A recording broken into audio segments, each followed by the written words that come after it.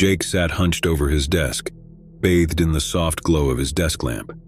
He had always been drawn to stories of suspense and intrigue, and now, as a writer, he was determined to craft the ultimate thriller.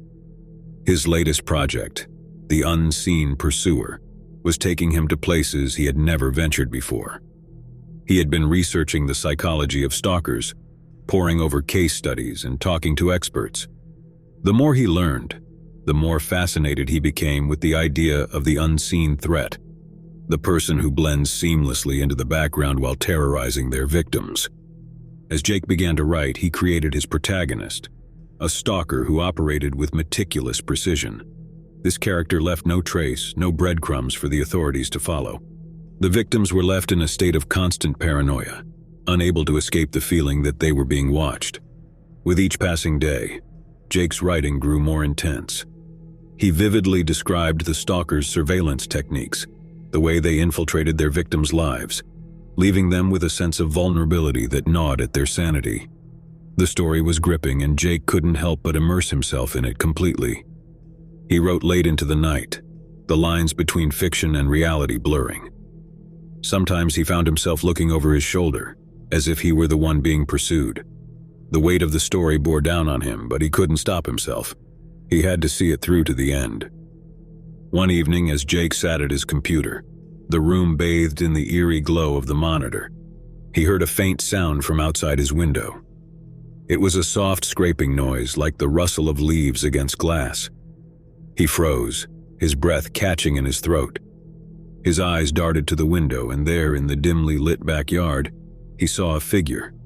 It was obscured by darkness, but Jake could make out the silhouette of a person. Panic surged through him as he realized that the figure was watching him. Jake stumbled away from the window, his heart racing. He had created this world of suspense, but now it seemed that it was encroaching on his own life. The line between fiction and reality had become dangerously thin, and he didn't know how to escape it. As the days passed, Jake's paranoia deepened. He became convinced that he was being followed, that the unseen pursuer from his story had crossed into his own existence. He couldn't escape the feeling of being watched, of constantly looking over his shoulder, just like his characters. The unseen pursuer had become more than a story. It had become a haunting presence in Jake's life, an obsession that threatened to consume him. He had delved too deep into the mind of a stalker, and now he was living the nightmare he had created. Weeks turned into months, and Jake's obsession with his story grew. He spent hours each day locked in his office, writing feverishly, trying to capture the essence of the stalker's relentless pursuit. He barely ate, barely slept, his mind consumed by the chilling world he had created. His writing took on an almost manic quality. He wrote about the stalker's careful planning, the way he gathered information about his victims, infiltrating their lives through social media and online forums. Jake's research had taught him the insidious ways in which stalkers operated, and he used that knowledge to make his story all the more chilling. Outside his office, the world continued to turn, but Jake was oblivious to it. His friends and family grew worried, but he pushed them away, telling himself that he needed to finish his masterpiece. He couldn't let go of the unseen pursuer. One night, as Jake sat at his desk, the words flowing from his fingers like a torrent, he heard a noise in the hallway outside his office. It was a creaking floorboard, a soft but unmistakable sound. He froze, his heart pounding in his chest. With bated breath, he listened, and then he heard it again, a shuffling sound as if someone were moving cautiously in the dark. Fear gripped him, and he knew he couldn't ignore it any longer. He had to investigate. Slowly, he pushed his office chair back and stood up. His legs were shaky as he made his way to the door, his hand trembling as he reached for the doorknob. He swung the door open and peered into the dimly lit hallway. There, at the far end of the hallway, stood a shadowy figure. Jake's blood ran cold as he recognized the silhouette. It was the stalker, the character he had brought to life in his story. But this time it was different. This time, it was real. Jake's voice caught in his throat as he whispered, "Who are you? What do you want?" The figure didn't answer. It simply stood there, unmoving, its eyes fixed on Jake. Panic surged through Jake's veins, and he took a step back, slamming the door shut and locking it. He stumbled backward, his mind racing. This couldn't be happening. It was impossible. The stalker was a creation of his imagination, a character in a story. But as he stood there, his heart pounding, he couldn't escape the feeling that the line between fiction and reality had been irrevocably blurred. The unseen pursuer from his story had become all too real, and now he was the one being pursued. Jake retreated to his computer, his hands trembling as he typed out the final chapters of The Unseen Pursuer. He had to finish the story, had to bring it to a close, as if that would somehow put an end to the nightmare that had taken over his life. As he wrote, the words flowed from him with an urgency he had never felt before. The stalker closed in on his victims, the tension building to a crescendo. And then, in the climax of the story, the stalker's true identity was revealed. With a sense of dread, Jake typed the final words of the story, and as he did, he heard a loud crash from outside his office. The sound of breaking glass echoed through the house, followed by the unmistakable sound of footsteps approaching. Jake's heart raced as he realized that the stalker was no longer confined to the pages of his novella. The nightmare had become his reality, and there was no escape. He pushed away from the computer, his chair falling to the floor with a loud thud. He knew he had to confront the stalker, to face the relentless pursuit head-on. With trembling hands, he reached for the doorknob and flung open the door. But the hallway was empty. There was no one there, no sign of the stalker. Jake's breath came in ragged gasps as he searched the house, room by room, but there was no trace of the intruder. He collapsed onto the living room couch, his mind reeling. Had it all been a hallucination, a product of his obsession with the story? Or had the stalker truly been there, only to vanish into the night? In the days that followed, Jake struggled to make sense of what had happened. He couldn't escape the feeling that the stalker was still out there, watching, waiting. He had created a monster, and now it seemed that the monster had turned on him. The unseen pursuer was finished, but Jake's life would never be the same.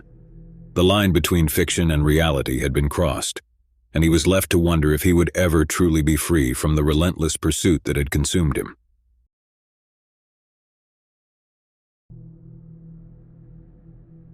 In the heart of a bustling city, nestled among the towering skyscrapers and neon lights, there was a quaint art gallery that had become the obsession of one man. Jonathan, a mild-mannered accountant by day, had a secret passion for art, one he had kept hidden from the world. But the gallery, with its eclectic collection of paintings and sculptures, had drawn him in like a moth to a flame. It all began innocently enough. Jonathan had stumbled upon the gallery one rainy afternoon while seeking shelter from the downpour. He had entered, expecting to stay for a few minutes, but as soon as he crossed the threshold, he was captivated by the artwork that surrounded him. The pieces were unlike anything he had ever seen, bold, provocative, and hauntingly beautiful. The gallery's owner, a reclusive artist named Isabella, rarely made public appearances, but her work spoke volumes. Each piece seemed to hold a piece of her soul, and Jonathan felt an inexplicable connection to them. He returned to the gallery day after day, losing himself in the vibrant strokes of paint and the intricate details of the sculptures. He became a regular visitor, the staff recognizing him with a nod and a smile as he roamed the gallery's halls. But it wasn't long before his infatuation took a darker turn. He began to follow Isabella's every move, tracking her online presence and attending any public events she was rumored to attend. He started to collect newspaper clippings and magazine articles about her, creating a shrine of sorts in the hidden corners of his apartment. His obsession grew with each passing day. He convinced himself that he was her most devoted fan, the only one who truly understood the depths of her art. He believed that they were connected on a spiritual level, that she had created her masterpieces for him alone. One evening, as Jonathan stood before his private gallery of Isabella's work, he heard a soft voice behind him. Startled, he turned to find a security guard from the art gallery, a concerned look in her eyes. "You've been spending a lot of time here," she said gently. "Is there something you'd like to share or discuss?" Jonathan's heart raced as he stammered out an excuse, claiming that he was conducting research for a book he was writing. But the security guard was not convinced. She had seen the way he stared at Isabella's self-portraits, the intensity in his eyes. She urged him to seek help, to channel his passion for art in a healthier direction. Jonathan, feeling exposed and cornered, hastily left the gallery, vowing never to return. But his obsession could not be quelled so easily. He continued to stalk Isabella online, leaving anonymous messages on her social media profiles, professing his undying love for her and her art. He knew he had crossed a line, but he couldn't stop himself. Isabella, growing increasingly alarmed by the messages, contacted the authorities. They launched an investigation, uncovering Jonathan's history of online harassment and his disturbing shrine of her work. A restraining order was issued, barring him from coming within a certain distance of the gallery and its owner. Jonathan's world unraveled as he was forced to stay away from the one thing that had consumed his life. He watched from a distance as Isabella's career continued to soar, her art garnering international acclaim. But his obsession with her and the gallery never truly abated. In the shadows, he continued to follow her career, collecting every piece of information he could find. He knew that one day, he would return to the place that had ignited his passion and obsession. And as the years passed, his desire to possess the gallery and its enigmatic owner would grow stronger, ensuring that his relentless pursuit would one day reach a terrifying climax. Isabella, the reclusive artist behind the Gallery of Obsession, lived a life shrouded in mystery. She had always been drawn to the world of art, but she had chosen to remain in the shadows, letting her creations speak for themselves. Her striking self-portraits, often painted with a haunting intensity, had garnered her a cult following. For Isabella, art was a means of catharsis, a way to express the complexities of her own emotions and experiences. Her paintings were a window into her soul, each stroke of the brush revealing a part of her that she kept hidden from the world. As her career flourished, so did the intrigue surrounding her. Rumors and speculations swirled, with some suggesting that her art was a reflection of a tumultuous personal life. She had a talent for tapping into the darkest corners of the human psyche, and her works resonated deeply with those who viewed them. But Isabella was fiercely protective of her privacy. She rarely gave interviews and avoided public appearances whenever possible. She preferred to let her art be the focus, allowing others to interpret it in their own way. It was this aura of mystery that had drawn Jonathan to her gallery in the first place. He had become convinced that there was a deeper connection between them, that her art held secrets meant for his eyes alone. He believed that by delving into her work, he could unlock the enigma that was Isabella. Yet as the years passed and Jonathan's obsession grew, Isabella's sense of unease deepened. The anonymous messages and letters from Jonathan had left her feeling violated and exposed. She couldn't understand why someone would be so fixated on her art. Isabella's closest friends, fellow artists who had known her for years, urged her to take legal action against Jonathan. They feared for her safety and believed that his relentless pursuit was a threat to her well-being. Reluctantly, Isabella had no choice but to involve the authorities. She knew that she had to protect herself and her art from this disturbing intruder. The restraining order was a necessary step, but it did little to ease her anxiety. She couldn't shake the feeling that Jonathan's presence loomed over her like a dark cloud. As Isabella's art continued to gain acclaim, she found solace in her work. Each painting, each sculpture became a sanctuary where she could retreat from the outside world. Her art was her refuge, a place where she could express the emotions that she dared not voice aloud. But deep down, she couldn't escape the fear that Jonathan would return, that he would find a way to breach the boundaries that had been set. The gallery, once a place of inspiration and creativity, had become a fortress guarded by security measures and a vigilant staff. Isabella had always believed that art should be a source of beauty and meaning in the world. But now, she found herself grappling with the darker side of creativity, the side that attracted those who couldn't distinguish between admiration and obsession. As the years passed, Isabella's art continued to evolve, reflecting her own journey of self-discovery and resilience. She had faced the darkness that had encroached upon her life and channeled it into her creations, turning pain into beauty. But she knew that the Gallery of Obsession would always carry the scars of Jonathan's relentless pursuit. It was a place where the line between devotion and madness had been irrevocably crossed, a testament to the power of art to both inspire and terrify. And as Isabella continued to create, she hoped that her work would resonate with others, that it would touch their souls in a way that left no room for obsession, only a deep and profound appreciation for the beauty that could be found in the world.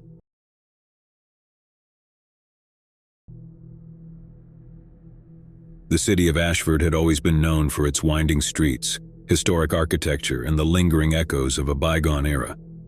Yet beneath the charm of its cobblestone alleys and ivy-covered buildings, there was a darker side that had remained hidden for generations. Nina, a young journalist with a passion for uncovering hidden truths, had recently moved to Ashford. She had been drawn to the city's rich history and the countless stories it held within its walls. Little did she know that her quest for the truth would lead her into a tangled web of secrets, deception, and an unforgiving past. One sunny afternoon, while exploring the city's historic district, Nina stumbled upon an old abandoned mansion that had long been rumored to be haunted. The mansion, with its weathered facade and broken windows, seemed to call out to her, as if begging her to uncover its long-buried secrets. As she approached the mansion, Nina noticed a flicker of movement behind one of the shattered windows. She hesitated for a moment, her curiosity battling with a hint of unease, but her journalistic instincts prevailed, driving her to investigate further. Carefully, she pushed open the creaking front door and stepped into the darkness of the mansion's interior. The air was thick with dust and the musty scent of decay. She pulled out her flashlight and began to explore the dilapidated rooms, her footsteps echoing through the empty halls. It wasn't long before she stumbled upon a stack of old, yellowed newspapers. They were filled with headlines that spoke of a scandal that had rocked Ashford decades ago. A prominent family torn apart by betrayal, a mansion abandoned, and a mystery left unsolved. Nina's curiosity was piqued, and she began to dig deeper into the history of the mansion and the family that had once lived there. She spent hours at the local library, poring over archives and speaking to elderly residents who still remembered the scandal that had shaken the city to its core. The story that emerged was one of love, betrayal, and tragedy. The mansion had belonged to the Hawthorne family, one of the wealthiest and most influential in Ashford. It was here that a forbidden love affair had blossomed between Eleanor Hawthorne, the daughter of the family patriarch, and Robert Sinclair, a struggling artist from the wrong side of town. Their love had been a closely guarded secret, hidden from the prying eyes of society. But when Eleanor's engagement to a wealthy suitor was announced, the young lovers were driven to desperation. They hatched a plan to run away together, leaving behind their families and the constraints of their social classes. On the night they were to escape, tragedy struck. A fire consumed the mansion, destroying everything in its path. Eleanor's lifeless body was found in the charred remains, while Robert was never seen again. The fire was declared an accident, but rumors of foul play and a family's desire to protect its reputation lingered in the shadows. As Nina continued to uncover the details of the Hawthorne scandal, she became increasingly obsessed with the story. She knew there was more to the tragedy than met the eye, and she was determined to unearth the truth, no matter the cost. Nina's investigation into the Hawthorne scandal consumed her days and haunted her nights. She spent hours at the local archives, meticulously piecing together the events that had led to the mansion's destruction and Eleanor's death.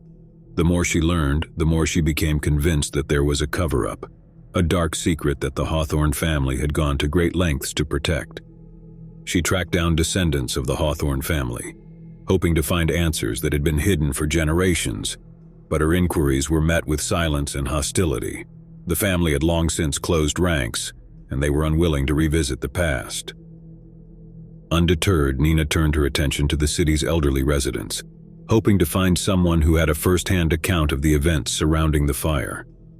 It was during one of these interviews that she met Mrs. Emily Collins, a frail elderly woman who had once worked as a housemaid for the Hawthornes. Mrs. Collins, with her thinning white hair and faded blue eyes, welcomed Nina into her modest home. She had lived in Ashford her entire life and had been a witness to the events that had unfolded all those years ago. As Nina listened to Mrs. Collins's recollections, a chilling tale began to emerge. The night of the fire, she had been working late in the mansion, unaware of the young lovers' plan to elope. She described hearing faint whispers and footsteps in the hallway outside Eleanor's room, followed by the sound of a struggle. "I heard Eleanor and Robert arguing," Mrs. Collins said, her voice trembling with the weight of her memories. "I wanted to go to them to help, but I was too afraid. And then there was a terrible scream." Tears welled up in Mrs. Collins' eyes as she recounted how she had hidden in a closet, too terrified to move, as the fire raged through the mansion. She had heard the desperate cries of Eleanor and the frantic shouts of the Hawthorne family, but she had been powerless to intervene. Nina's heart raced as she realized the significance of Mrs. Collins' testimony. It suggested foul play, a struggle between Eleanor and someone else in the moments leading up to the fire. It was a revelation that could shatter the long-held belief that the fire had been a tragic accident. Determined to uncover the full truth, Nina delved deeper into the Hawthorne family's history. She uncovered a pattern of secrecy and manipulation, a family that had gone to great lengths to maintain its image of respectability. She also learned that Robert Sinclair had left behind a series of cryptic paintings before his disappearance, artworks that seemed to contain hidden messages and clues about the events of that fateful night. The paintings, long thought to be lost, were rumored to hold the key to unlocking the Hawthorne mystery. Nina's obsession with the story grew, and she found herself spending countless hours studying the paintings and deciphering their enigmatic symbols. It was as if Robert had left behind a trail of breadcrumbs, a puzzle that only the most dedicated and determined could solve. As she worked tirelessly to unravel the mystery, Nina began to feel the weight of the past pressing down on her. She couldn't shake the feeling that she was being watched, that the echoes of the past were growing louder, and that the truth was drawing nearer. Months turned into years, and Nina's investigation into the Hawthorne scandal consumed her life. She had become a recluse, devoting every waking moment to unraveling the mystery that had haunted Ashford for generations. Her quest had taken her to the darkest corners of the city, and she had unearthed long-buried secrets that had been hidden for decades. She had tracked down the descendants of the Hawthorne family, each one harboring their own guilty secrets and fears of exposure. But it was the cryptic paintings left behind by Robert Sinclair that held the key to the truth. Nina had painstakingly decoded the hidden messages within the artwork, and they pointed to a chilling revelation. The fire that had claimed Eleanor's life had been deliberately set. The evidence was circumstantial, but it was enough to reopen the investigation into the Hawthorne scandal. The local authorities, who had long believed the fire to be an accident, were hesitant to accept the new information. But Nina's unwavering determination forced them to re-examine the case. As the investigation gained momentum, tensions in Ashford began to rise. The descendants of the Hawthorne family vehemently denied any involvement in Eleanor's death, but the evidence continued to mount against them. Old wounds were reopened, and the city found itself torn between a desire for justice and a fear of the scandal's consequences. Nina's obsession with the case had taken a toll on her personal life. She had become estranged from her friends and family, who could no longer understand the depths of her commitment to uncovering the truth. Her once promising career had stalled, replaced by a singular focus on the Hawthorne scandal. The echoes of the past seemed to grow louder with each passing day, and Nina couldn't escape the feeling that she was being watched. She began to receive anonymous threats, warning her to abandon her investigation or face dire consequences. But Nina refused to be intimidated. She had come too far to turn back now. She continued to dig deeper, determined to expose the truth and bring closure to the city of Ashford. As Nina's investigation reached its climax, the city of Ashford held its breath. The evidence against the Hawthorne family was overwhelming, and it seemed that justice would finally be served for Eleanor's tragic death. But the truth, as it often does, came at a cost. The revelations tore apart the Hawthorne family, exposing long-held secrets and betrayals. The descendants, burdened by guilt and shame, were forced to confront their family's dark legacy. Nina, however, was not prepared for the final twist in the Hawthorne scandal. As she delved deeper into the family's history, she uncovered a shocking revelation. The person responsible for Eleanor's death had been none other than Robert Sinclair, the man she had once loved. Robert's motive had been a twisted one. He had become obsessed with Eleanor, believing that her family's wealth and status were the key to his success as an artist. Fueled by jealousy and greed, he had set the fire that had claimed her life, all in the misguided belief that her death would propel him to fame and fortune. Nina's world crumbled as she grappled with the knowledge that the man she had been searching for all these years had been the very source of the tragedy she had sought to uncover. She couldn't reconcile the Robert she had known through his art with the man who had committed such a heinous act. The city of Ashford, too, struggled to come to terms with the truth. The echoes of the past reverberated through its streets, leaving a haunting sense of unease. The scandal that had once been buried had now been laid bare, and the scars it had left behind were unlikely to heal. Nina, her obsession finally laid to rest, left Ashford behind, her heart heavy with the weight of the truth. She had uncovered the unforgiving echoes of a tragedy that had haunted the city for generations, and in doing so, she had learned that some secrets were better left buried. As she drove away from the city, she couldn't help but wonder if the price of uncovering the truth had been too high. The Hawthorne scandal had taken a toll on her life, leaving her with more questions than answers and a profound sense of loss. But in the end, she had fulfilled her role as a journalist, to seek the truth, no matter the cost. And in the shadows of Ashford's historic streets, the echoes of a long-buried scandal would continue to whisper their secrets, a reminder that the past could never truly be forgotten. I never should have gone to that abandoned asylum. It had always been a place of morbid fascination for me, and one fateful summer night, curiosity got the better of my fear. Little did I know that this decision would plunge me into a nightmare beyond my wildest imagination. It was a moonless night, and the air was thick with foreboding as I made my way through the overgrown path leading to the asylum. My footsteps echoed eerily in the silence, and the crunch of leaves beneath my feet was a symphony of dread. The asylum loomed ahead, its decaying facade illuminated only by the faint glow of my flashlight. As I stepped through the shattered remnants of a once imposing entrance, a chilling gust of wind enveloped me, as if the building itself were exhaling a malevolent breath. The interior was a maze of decaying corridors and shattered windows, where shadows danced in sinister patterns. My heart pounded, but I pressed on, compelled by an irresistible force. I followed the eerie sounds of distant whispers deeper into the asylum, my flashlight flickering as if it, too, was afraid of what lurked within. Suddenly, I stumbled upon a room, its door hanging ajar. The room was furnished with rusted metal beds, their surfaces stained with unspeakable horrors. My stomach churned as I realized I was in a former patient's room. As I scanned the room with trembling hands, I noticed something etched into the wall beside one of the beds. It was a crude drawing, a grotesque figure with elongated limbs and hollow eyes. Beside it, the words "he sees" were scrawled in blood-red letters. The hairs on the back of my neck stood on end, and I had an overwhelming sense that I was not alone. I fled the room, my heart pounding in my chest, and continued my journey through the asylum's dark recesses. The whispered voices grew louder, and I could now discern words, though they made no sense. It was as if the very walls were whispering their own dreadful secrets. I descended into the bowels of the building, where I stumbled upon an operating theater bathed in an eerie, flickering light. In the center of the room stood an old surgical table, restraints still intact. My flashlight beam revealed an array of surgical instruments, some encrusted with dried blood. The air was heavy with the stench of antiseptic and decay. My gaze was drawn to a corner of the room where an ornate mirror hung.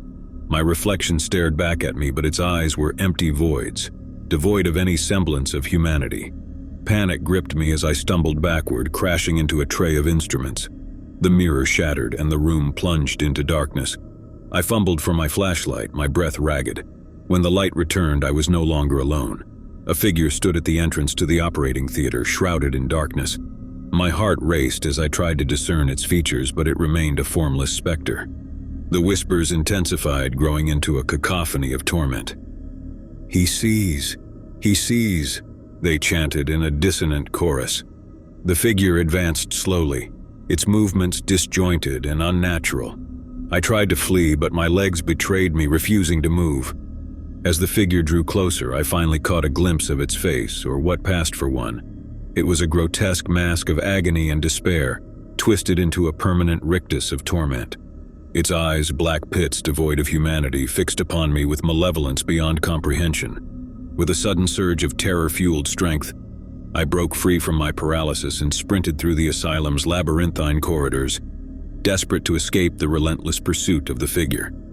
The whispers pursued me, growing louder and more insistent with each passing moment. I stumbled into a room filled with rows of rusted metal beds. each occupied by a shadowy figure. Their hollow eyes stared into nothingness, and their mouths moved in silent agony.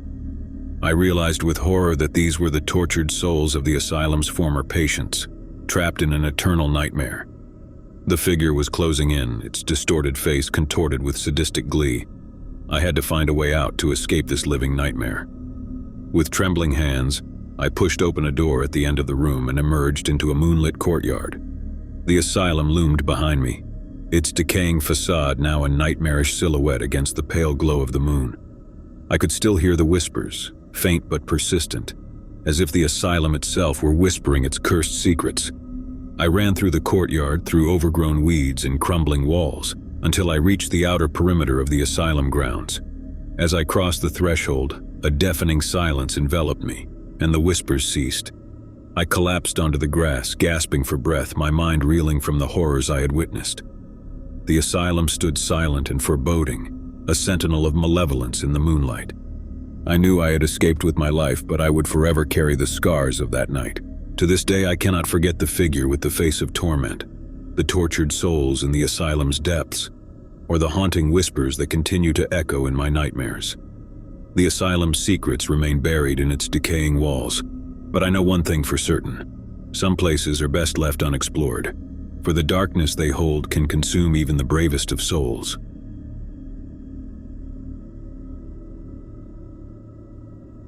It had been a grueling week of hiking in the remote wilderness, and exhaustion had settled deep into our bones.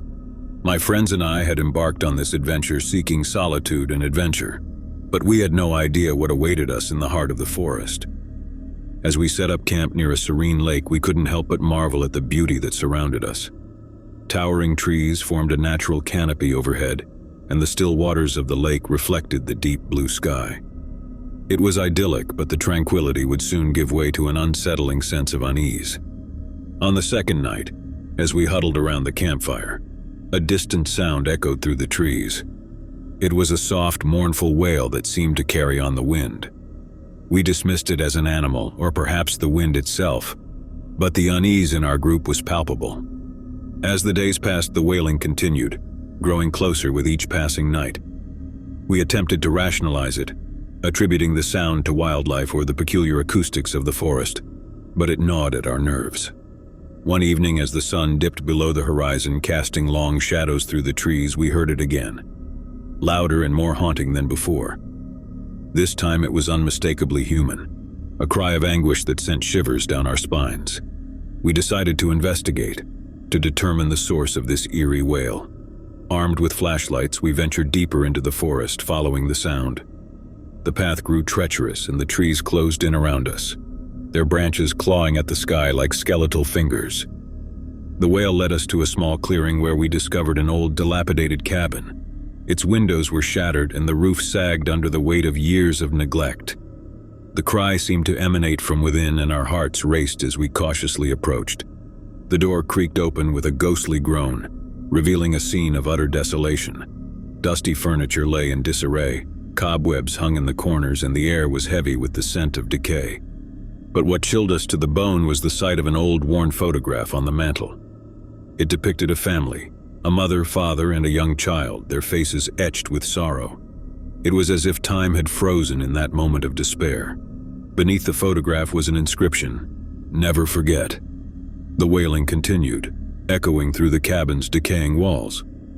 We followed it to a room at the back of the cabin, where we discovered an old wooden trapdoor in the floor.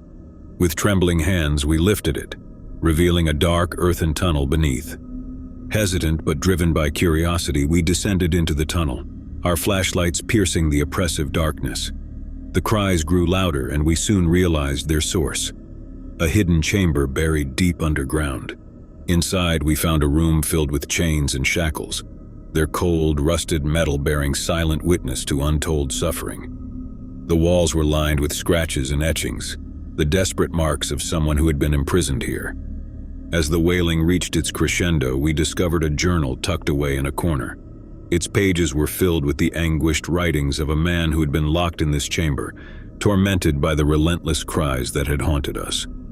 We never did learn the fate of the man who had penned those desperate words. but the eerie cries that had led us to this place had been his torment, a ghostly echo of a tragedy long forgotten. Terrified and shaken, we fled the cabin, leaving behind the wailing and the darkness that had consumed it. We returned to our campsite, packed our gear, and left the wilderness behind, haunted by the chilling discovery we had made. To this day, the memory of that forsaken cabin and its mournful cries lingers in my nightmares, a reminder that even in the depths of the wilderness, the past can reach out and grasp you in its chilling grip.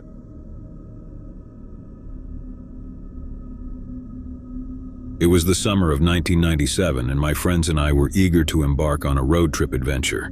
We had just graduated from high school, and this was our way of celebrating our newfound freedom before we scattered to colleges and universities across the country. Our destination, a remote, abandoned mining town in the Nevada desert that we had heard about from locals. The sun hung low on the horizon as we set out on that fateful morning. 4 friends packed into a beat-up old van with a map spread across the dashboard. The desert stretched out before us, a vast expanse of sand and sagebrush that seemed to go on forever. It was desolate and eerily quiet, with only the occasional tumbleweed rolling across the cracked highway. Hours passed and the landscape remained unchanged. The old town was rumored to be located far off the beaten path, and we began to wonder if we were on the right track. The relentless sun beat down on us, and our excitement began to wane as the miles dragged on. Just as we were about to give up and turn back, we spotted a weathered sign by the roadside. "Welcome to Dustwood Population Zero." It was faded and barely legible, but it was the confirmation we needed. We followed a narrow dirt road off the highway and into the desert, winding deeper into the arid wilderness. As we approached Dustwood, we were struck by the sight of dilapidated buildings rising from the desert like specters of a bygone era. The town had been abandoned for decades, its wooden structures weathered by time and neglect. We couldn't help but be drawn to the eerie allure of a place forgotten by the world. We parked the van in the town's dusty square, the tires crunching on gravel as we exited the vehicle. The air was hot and dry, and the silence was oppressive. The only sounds were the distant hum of the wind and the creaking of old timbers. Our first stop was an old saloon, its swinging doors barely hanging on their hinges. Inside, the bar was covered in a layer of dust, and broken glass littered the floor. Faded posters and remnants of a bygone era decorated the walls. It was as if the town's inhabitants had simply vanished, leaving everything behind. As we explored further, we stumbled upon the remnants of a schoolhouse, its chalkboard still covered in faded lessons, and a long-abandoned general store, its shelves barren and splintered. It was a town frozen in time, a snapshot of a once-thriving community that had fallen into decay.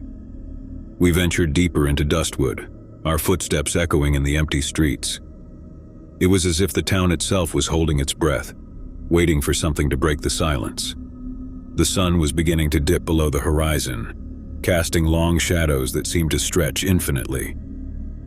As we approached the outskirts of town, we noticed a building that stood apart from the others. A large, imposing structure that loomed like a dark sentinel against the fading light. It was the old Dustwood mine, the source of the town's prosperity in its heyday.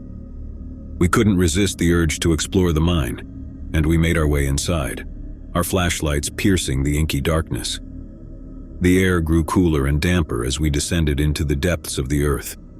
The tunnels seemed to stretch on forever, their walls lined with the remnants of mining equipment. As we ventured deeper, the walls of the mine began to close in around us, and the sense of isolation grew more pronounced. The beams of our flashlights danced along the walls, revealing ancient cave-ins and tunnels that seemed to lead to nowhere. Suddenly, we stumbled upon something that sent shivers down our spines. A series of handprints, smeared in what appeared to be blood along the tunnel walls. They were accompanied by crude drawings of terrified faces and desperate pleas for help. We exchanged nervous glances but pressed on, compelled by a mixture of curiosity and dread. The tunnels twisted and turned, leading us deeper into the labyrinthine darkness. The air grew colder and the silence was oppressive. It was then that we heard it, a faint, distant sound like a whisper carried on the wind. At first, we dismissed it as our imagination, but it grew louder and more insistent, echoing through the tunnels like a mournful cry. We followed the sound, our footsteps echoing in the narrow confines of the mine. It led us to a chamber, its walls adorned with more blood-smeared handprints and chilling messages. In the center of the chamber stood an old wooden platform, its surface stained with what could only be described as a pool of dried blood. As we approached, our flashlights revealed a rusted chain and shackles attached to the platform, and a shiver of horror coursed through us. It was a chilling reminder of the town's dark past, a past that had been buried beneath layers of time and silence. The whispers grew louder, their words incomprehensible but filled with anguish and despair. We knew we had to leave to escape the suffocating darkness of the mine, but as we turned to go, the entrance to the chamber slammed shut with a deafening crash, plunging us into darkness. Panic surged through us as we fumbled for our flashlights, their beams revealing that we were no longer alone. Figures emerged from the shadows, their faces twisted in terror and suffering. They were the specters of Dustwood's past, the souls of those who had toiled in the mine and perished in its depths. Desperate and terrified, we fought to escape the chamber, but the figures closed in around us, their bony hands reaching out as if to drag us into their eternal torment. The whispers grew into a cacophony of agony, drowning out our cries for help. Just as all hope seemed lost, the entrance to the chamber suddenly burst open, and blinding daylight flooded in. We stumbled out of the mine, gasping for breath, and found ourselves back in the town square, the sun hanging low on the horizon. The figures of Dustwood's past remained trapped within the mine, their mournful cries echoing through the tunnels. We knew we had narrowly escaped a fate worse than death. Terrified and shaken, we piled back into the van and sped away from Dustwood, leaving the abandoned town and its haunting secrets behind. As we drove into the desert night, we couldn't help but wonder if we had disturbed something in that forsaken place, something that should have remained hidden. To this day, the memory of Dustwood and the chilling encounter in the mine haunts my dreams. It serves as a stark reminder that some places are best left untouched, their secrets buried in the sands of time, waiting for the curious and the foolish to stumble upon them.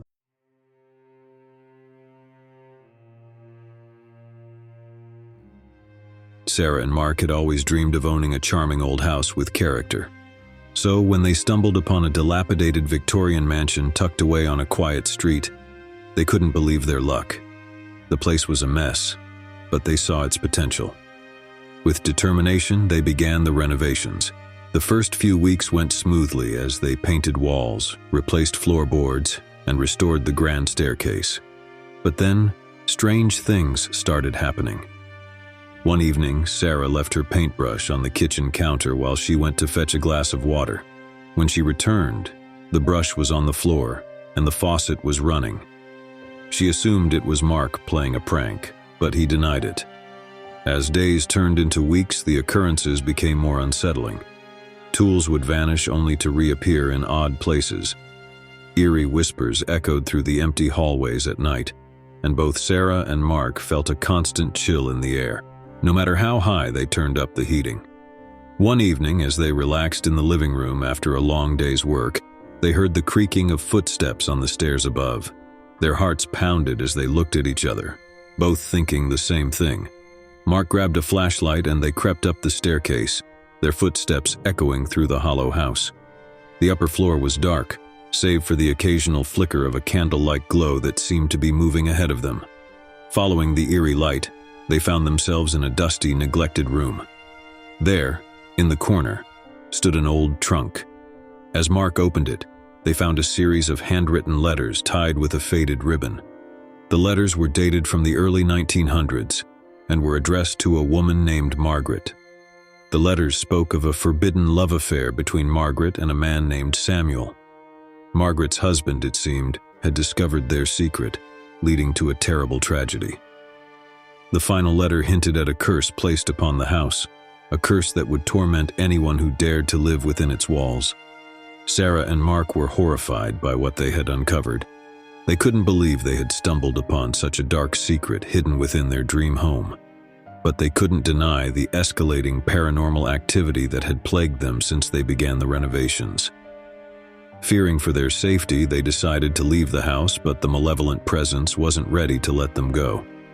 As they packed their belongings, a sudden gust of icy wind blew through the room, extinguishing the candles and plunging them into darkness. Terrified, they stumbled toward the door, but it slammed shut before they could escape.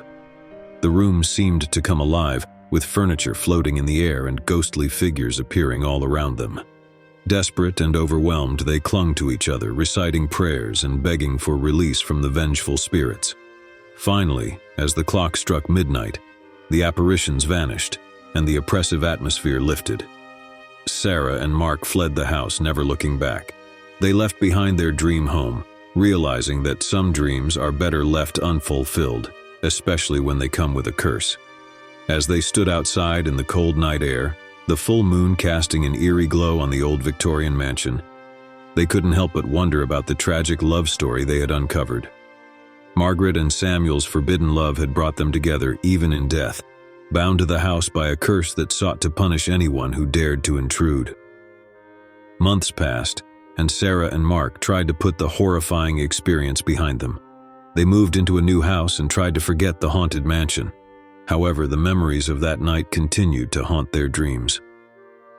One rainy evening, Sarah received a mysterious package in the mail. It was addressed to her, but there was no return address. Inside the package was a single weathered letter, written in the same handwriting as the letters they had found in the trunk. The letter was from Margaret, or at least that's what it claimed. It spoke of regret, of a love that could never be, and of a longing to break free from the curse that bound her to the house. It asked for their help, their understanding, and their forgiveness. Sarah and Mark were perplexed and frightened. How could this be possible? Had they truly communicated with the spirits that haunted the old mansion? They decided to seek the advice of a paranormal investigator to unravel the mystery. The investigator, a middle-aged woman named Evelyn, arrived at their new home with a bag full of equipment. She listened intently as Sarah and Mark recounted their experiences and showed her the letter they had received.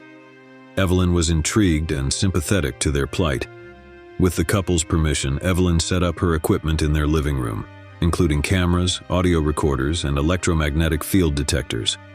As night fell, they dimmed the lights and waited for any signs of paranormal activity. Hours passed with nothing out of the ordinary.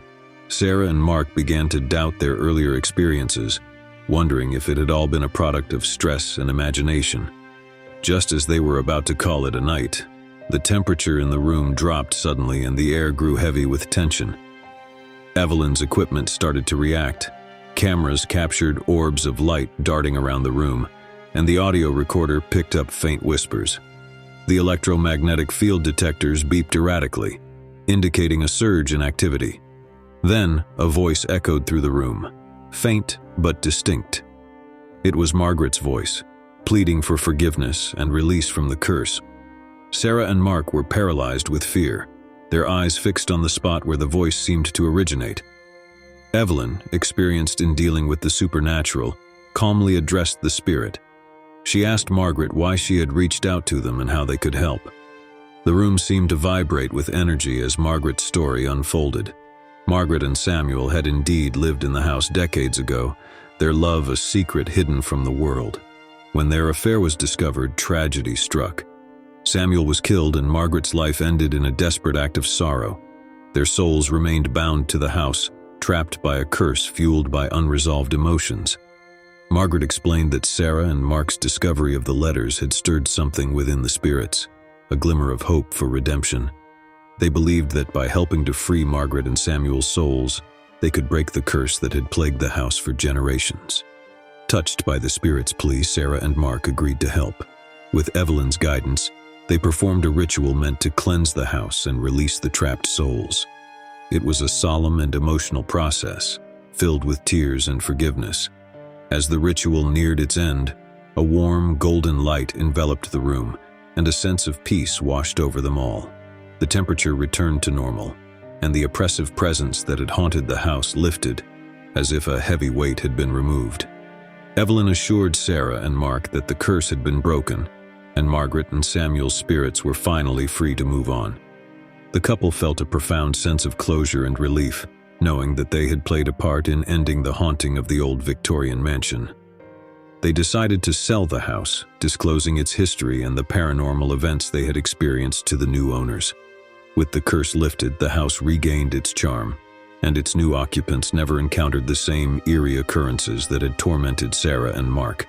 As for the couple, they continued their lives with a newfound appreciation for the mysteries of the afterlife.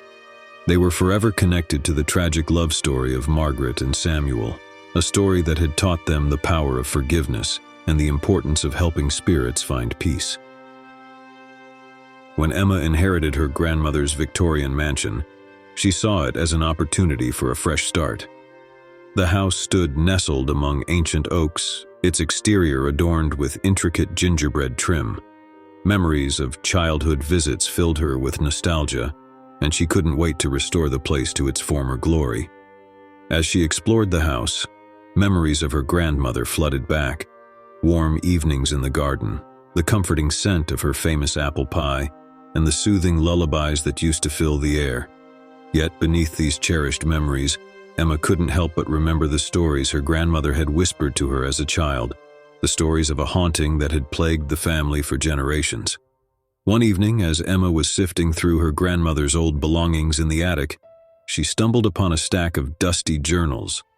These journals, she soon realized, were her grandmother's personal diaries, filled with tales of strange occurrences and her growing fear of the house.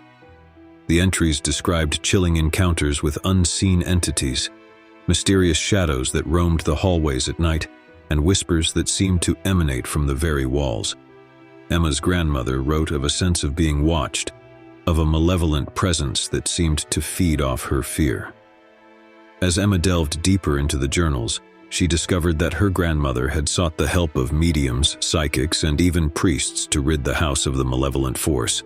But all attempts had been in vain, and her grandmother's descent into madness was palpable in the later entries.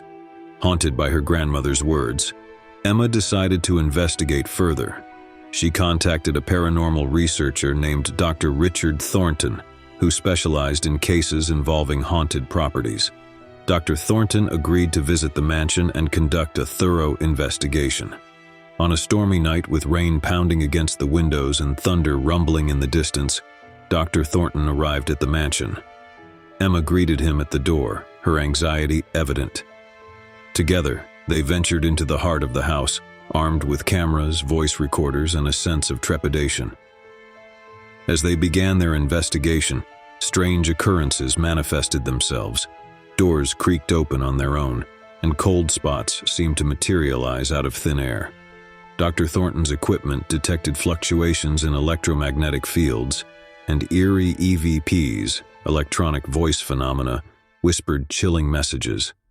In the attic, where Emma had discovered her grandmother's journals, the activity reached its peak. The air grew heavy with a palpable sense of dread, and the temperature dropped dramatically. Emma felt a presence close by, as if someone, or something, was watching her every move. Dr. Thornton conducted a series of seances and communicated with the entities using a spirit board. Through these interactions, they learned that the malevolent force had a name: Elijah. Elijah claimed to be a tortured soul who had died tragically in the house long ago, and had been bound to it ever since. Emma, filled with empathy, tried to understand Elijah's pain and the reason behind his malevolence. As the hours passed, she and Dr. Thornton unraveled the tragic tale of a love affair gone awry, one that had led to Elijah's untimely death and his eternal torment. It became apparent that Elijah sought release from the curse that bound him to the house. With Dr. Thornton's guidance, Emma decided to help.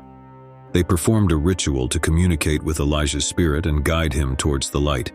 It was a fraught and emotional process, filled with fear and uncertainty.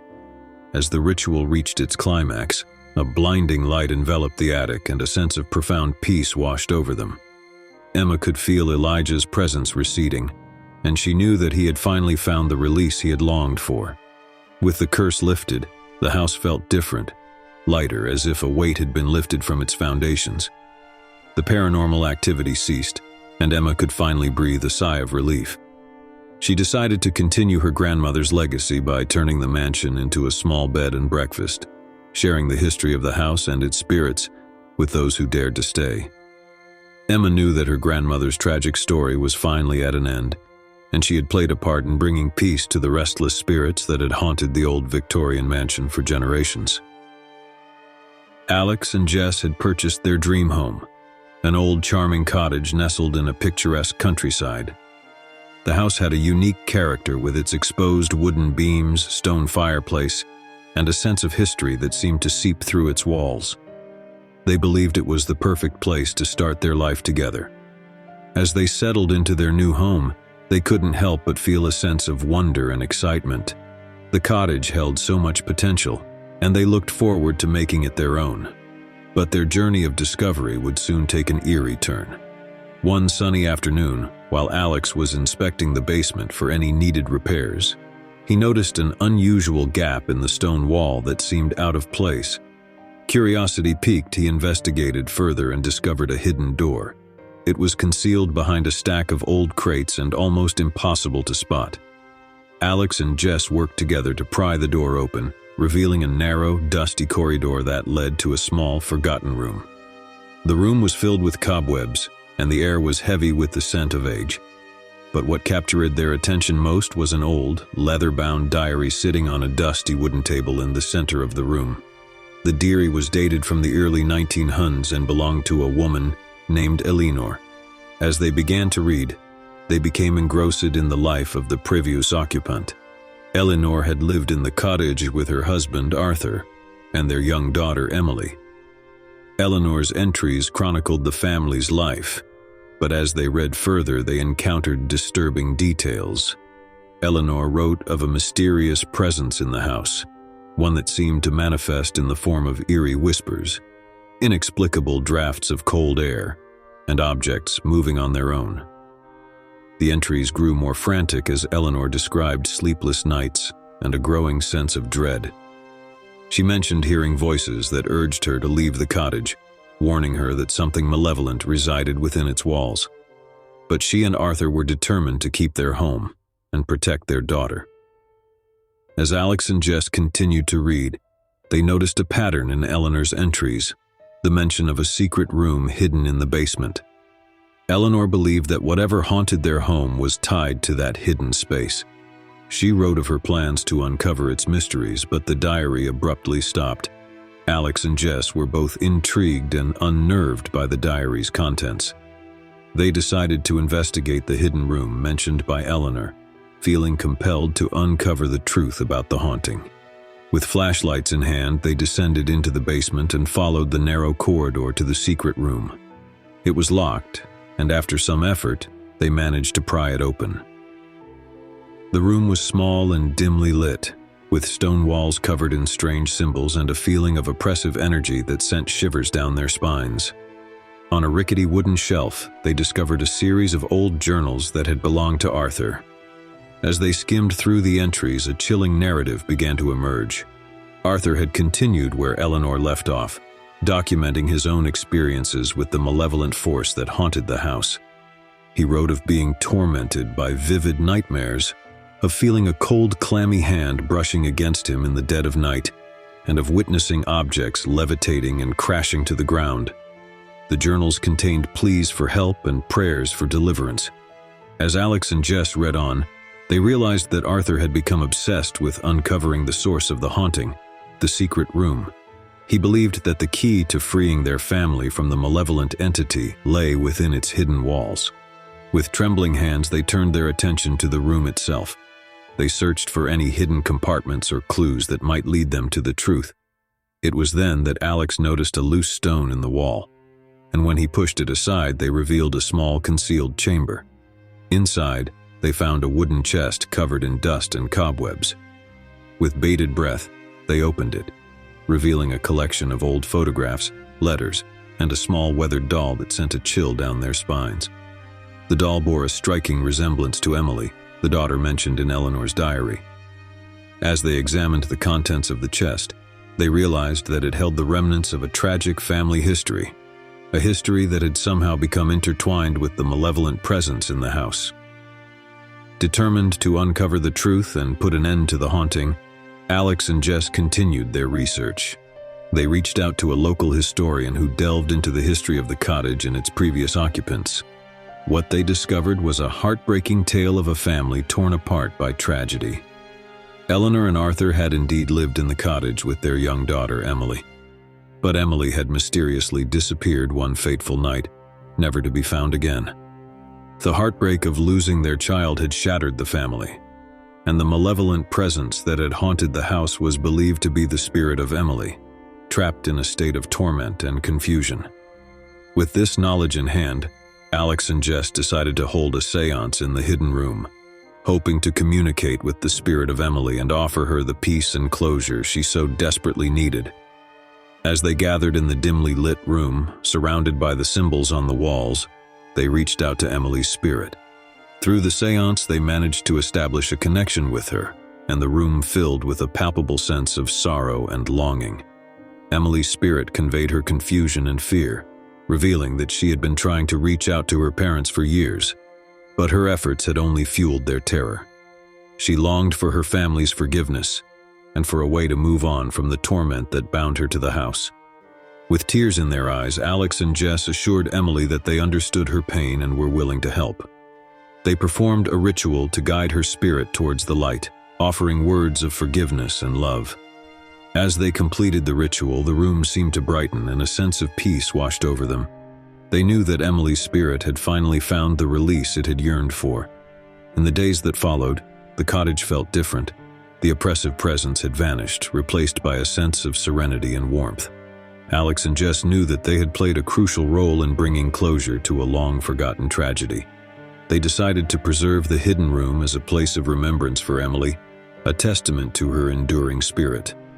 The cottage, once haunted by a painful history, had now become a place of healing and redemption. David, a talented musician, had always dreamt of having his private recording studio. When he stumbled upon an old mansion in a quiet countryside, he saw the perfect opportunity to turn his dream into reality. The mansion was a grand and imposing structure with high vaulted ceilings and ornate architecture, a perfect setting for his creative endeavors. As David began setting up his recording equipment in the mansion's grand living room, he couldn't help but marvel at the acoustics and the rich, warm sound that filled the space. It was as if the very walls of the house resonated with music. Late one night, as David was tinkering with his instruments and recording software, he heard the faint strains of a piano melody. At first, he dismissed it as a product of his tired imagination, but the music persisted, growing clearer and more enchanting with each passing moment. Following the haunting melody, David found himself drawn to a locked room on the second floor. It was a room he had never noticed before, and the door was adorned with intricate carvings of musical notes and instruments. The room seemed to pulse with an otherworldly energy. Determined to uncover the source of the haunting music, David searched the mansion for a key. After a thorough investigation, he discovered an old brass key tucked away in a dusty drawer. With trepidation and excitement, he inserted the key into the door's lock, and it creaked open to reveal a room frozen in time. The room was a magnificent music chamber, with a grand piano at its center. The walls were adorned with portraits of composers long past, and sheet music was scattered across the polished wooden floor. It was as if the room had been untouched for centuries. As David approached the grand piano, he noticed a journal resting on its dusty surface. The journal belonged to a composer named Victor, and it detailed his obsession with a symphony he had never been able to finish. A symphony that was meant to be his masterpiece. Victor's entries spoke of a mysterious muse who had inspired him with hauntingly beautiful melodies. He described the muse as a ghostly presence that would visit him in the dead of night, whispering enchanting compositions into his ear. As David read on, he realized that Victor had been consumed by his desire to complete the symphony. He had isolated himself from the world, pouring all his creative energy into the haunting melodies that had been gifted to him by the enigmatic muse. But Victor's obsession had taken a toll on his sanity. He wrote of sleepless nights, of hearing the muse's voice even during waking hours, and of a growing darkness that seemed to overshadow his life. David felt a deep connection to Victor's story, as if he understood the composer's yearning for creative perfection. He decided to honor Victor's memory and complete the unfinished symphony, believing that it was his destiny to bring the haunting music to life. With each passing day, David dedicated himself to the symphony, spending hours at the grand piano, composing and refining the melodies that had been left incomplete for so long. The music seemed to flow effortlessly, as if guided by an unseen hand. But as David delved deeper into the symphony, he began to experience strange occurrences. He would hear whispers in the empty rooms, voices that seemed to echo the haunting melodies he was composing. Shadows danced in his peripheral vision, and he often felt a chilling presence watching over him. One night, as he sat alone in the music chamber, absorbed in the composition, he felt a cold, ethereal hand gently touch his shoulder. Startled, he turned to see a ghostly figure. A woman dressed in a flowing gown, her eyes filled with a mixture of longing and sorrow. The figure extended her hand toward David, and without hesitation he reached out and touched it. As their hands met, he felt a surge of emotions, loss, passion, and an unfulfilled yearning for completion. Through the connection, David understood that the ghostly woman was the muse who had inspired Victor. She had longed for her symphony to be brought to life, to be heard by the world, and to find closure for her own unfinished story. Determined to honor the muse's wishes, David continued his work on the symphony, pouring his heart and soul into the haunting melodies. As he composed the final notes, he felt a profound sense of fulfillment, as if he had completed a journey that had spanned centuries. The night he performed the finished symphony in the grand living room of the mansion, a sense of transcendence filled the air. The music flowed through the space, carrying with it the emotions and yearnings of the muse. It was a symphony that spoke of love, loss, and the eternal quest for artistic perfection. As the last note faded into silence, David felt a gentle breeze caress his cheek, and he knew that the muse had finally found peace. The mansion, once haunted by the specter of creative obsession, now resonated with a sense of artistic fulfillment. David continued to use the mansion as his recording studio, but he always left the music chamber untouched, as a testament to the creative journey he had embarked on, and the connection he had forged with the haunting muse. Lisa and Tom were drawn to the charm of their new cottage, nestled in the heart of a historic town. The cottage came furnished with antique pieces that added character to the space, but one item caught their attention: an ornate vintage mirror with an intricately carved wooden frame. The mirror hung in the hallway, its aged glass reflecting the passage of time. As Lisa and Tom settled into their new home, they noticed that the mirror seemed to possess a captivating allure. Its reflection had a certain depth and magnetism that drew them in. One evening, as they gazed into the mirror, Lisa noticed something unusual: a faint, fleeting reflection of a woman dressed in a Victorian-era gown, her eyes filled with sadness. Startled, she turned to Tom, but when they looked back at the mirror, the mysterious figure had vanished. They dismissed it as a trick of the light, attributing it to their overactive imaginations. However, as the days passed, they began to experience more peculiar occurrences. Objects would disappear from their usual places, only to reappear in front of the mirror. Unexplained cold drafts swept through the hallway, and they often heard whispers that seemed to emanate from the mirror itself. Tom decided to do some research into the history of the mirror, and he discovered that it had once belonged to a wealthy family who had lived in the cottage more than a century ago. Tragedy had befallen the family when their daughter, Eleanor, had gone missing under mysterious circumstances, never to be found. Eleanor's disappearance had cast a shadow over the cottage, and her distraught parents had commissioned the ornate mirror in her memory. It was said that they believed the mirror held a connection to their lost daughter's spirit, and that it possessed the power to reveal her fate. As Tom delved deeper into the mirror's history, he uncovered a series of letters written by Eleanor's parents. In these letters, they spoke of their anguish and their belief that Eleanor's spirit still lingered within the mirror.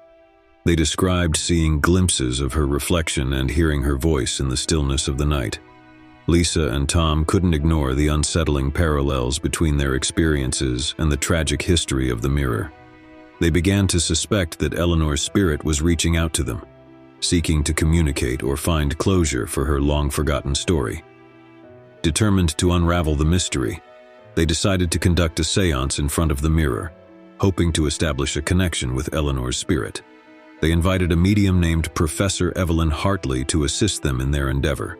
As night fell, Lisa, Tom, and Professor Hartley gathered in the hallway with the ornate mirror as their focal point.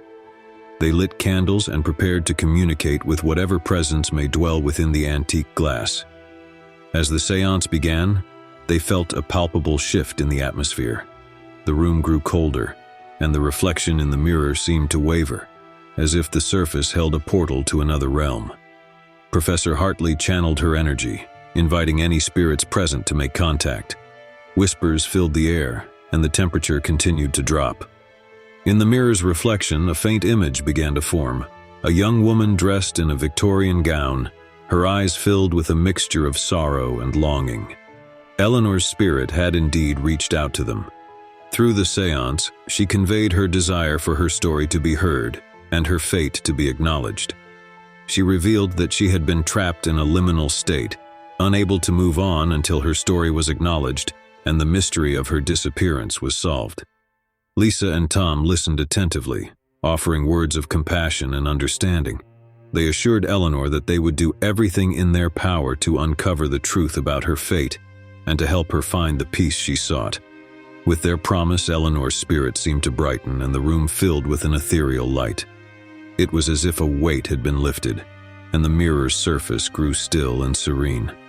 In the days that followed, Lisa and Tom embarked on a journey to uncover the truth behind Eleanor's disappearance. They combed through historical records, conducted interviews with local historians, and even consulted psychics to piece together the puzzle of the past. Their efforts led them to a hidden chamber in the cottage's basement, a chamber that had been sealed for decades. Inside, they discovered a collection of old journals and letters that revealed a dark secret: the involvement of a trusted family friend in Eleanor's disappearance. With this newfound knowledge, Lisa and Tom sought justice for Eleanor, even if it was long overdue. They brought the evidence to the authorities, leading to the posthumous exoneration of Eleanor's name and the exposure of the guilty party. Eleanor's spirit, freed from the torment of her unresolved story, visited Lisa and Tom one final time. In the reflection of the ornate mirror, she appeared, her eyes now filled with gratitude and peace. She thanked them for their dedication and compassion, and assured them that she could finally move on to the next realm. As time passed, the cottage's haunting occurrences ceased, and the ornate mirror no longer held a connection to the past. Lisa and Tom decided to keep the mirror as a symbol of their journey, one that had brought justice, closure, and peace to a long-forgotten tragedy.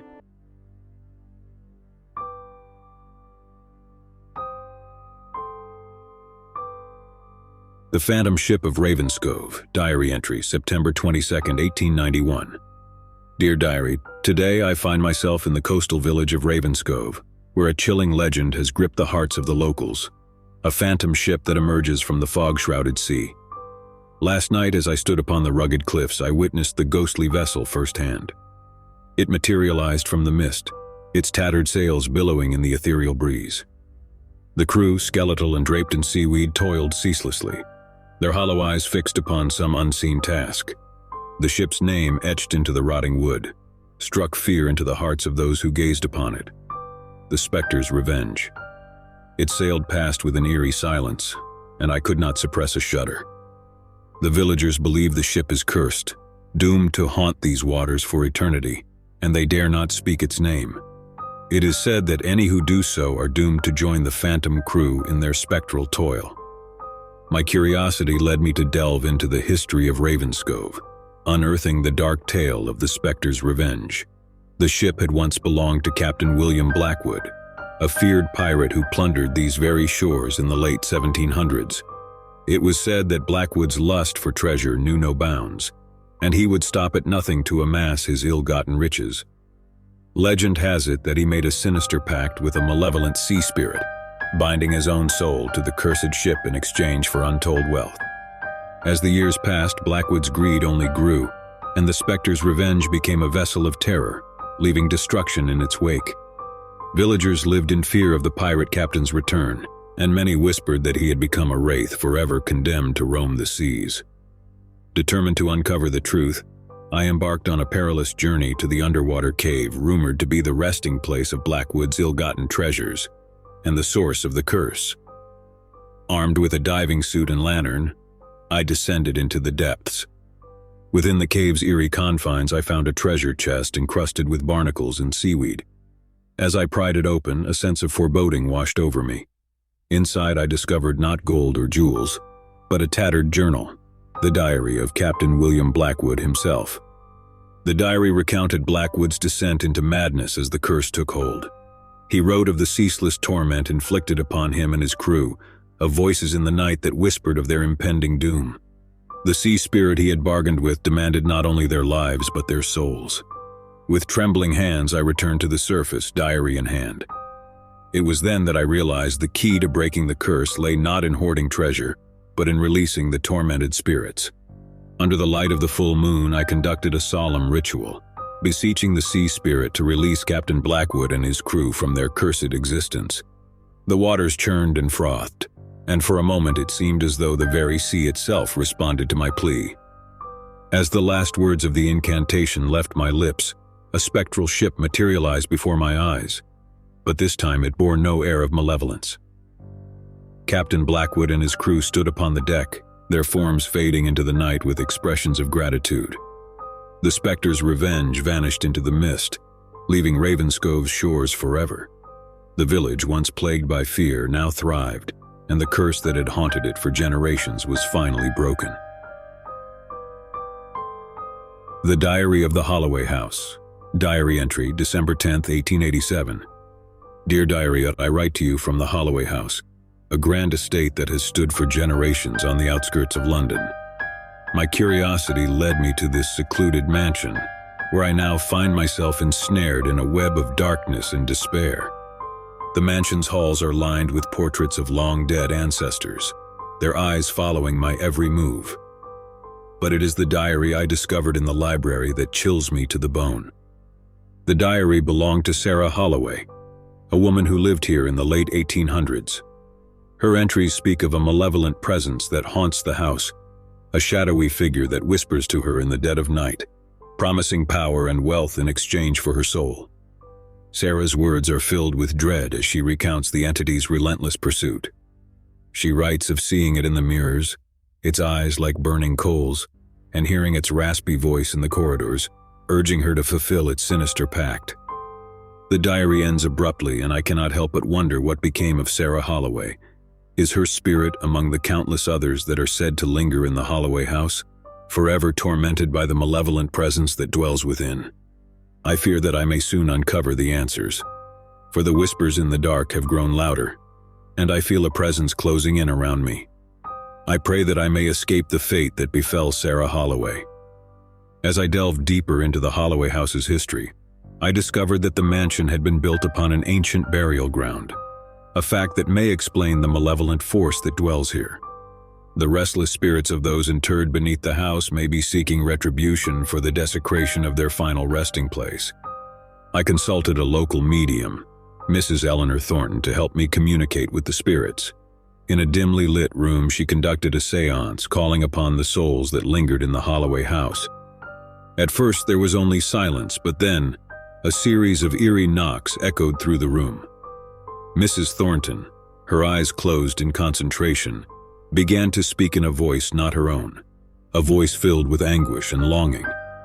The spirit identified itself as Sarah Holloway, and it spoke of the torment it had endured for decades. It yearned for release, to find peace in the afterlife.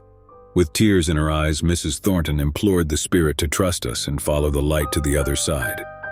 As the seance concluded, a sense of serenity settled over the room, and the oppressive atmosphere that had plagued the Holloway house lifted. The malevolent presence was gone, and it seemed that Sarah Holloway and the other restless spirits had finally found the peace they had sought for so long. The Holloway house, once a place of darkness, was transformed into a haven of tranquility. The portraits lining the walls no longer bore witness to suffering, and the mansion's long, dark history was rewritten with a happier ending. The Curse of the Silver Locket. Diary entry, June 3, 1899. Dear Diary, as I sit by the flickering candlelight, I am filled with an overwhelming sense of dread. It is with a heavy heart that I recount the events of the past weeks, a curse that has plagued my family for generations. The curse is tied to a silver locket, an heirloom that has been passed down through the years. It is said to hold a dark power, one that grants riches but exacts a terrible price. My great-grandmother, Eliza, was the first to bear the locket. She found it in the attic of our ancestral home and in her greed could not resist its allure. She wore it day and night, her once gentle demeanor twisted by a thirst for wealth. Soon, tragedy befell our family. Eliza's husband vanished without a trace, and her children suffered terrible misfortunes. It was as if the locket fed upon their suffering. Generations have passed, and now I am the keeper of the cursed locket. I can feel its malevolence, a force that compels me to wear it despite the knowledge of its consequences. Already I have seen signs of the curse's return. My beloved cat disappeared without a trace, and the crops in our fields withered overnight.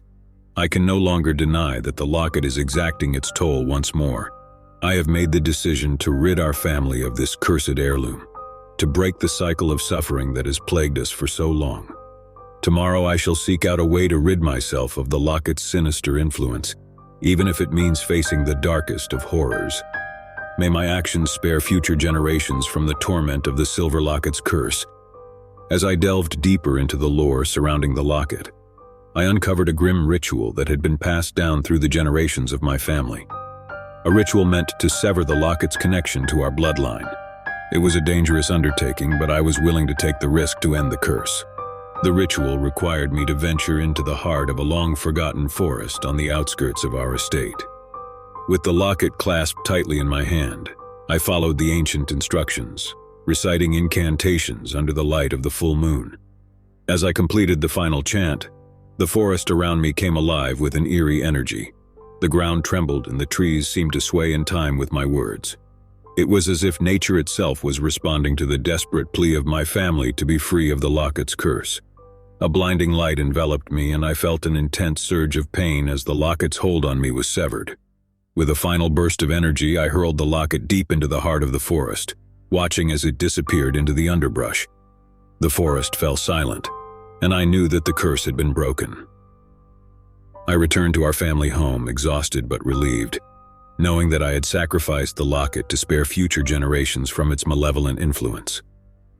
As I write these final words, I am filled with a sense of closure and hope. The curse of the silver locket has been vanquished, and I can only pray that my actions will bring peace and prosperity to my family for generations to come.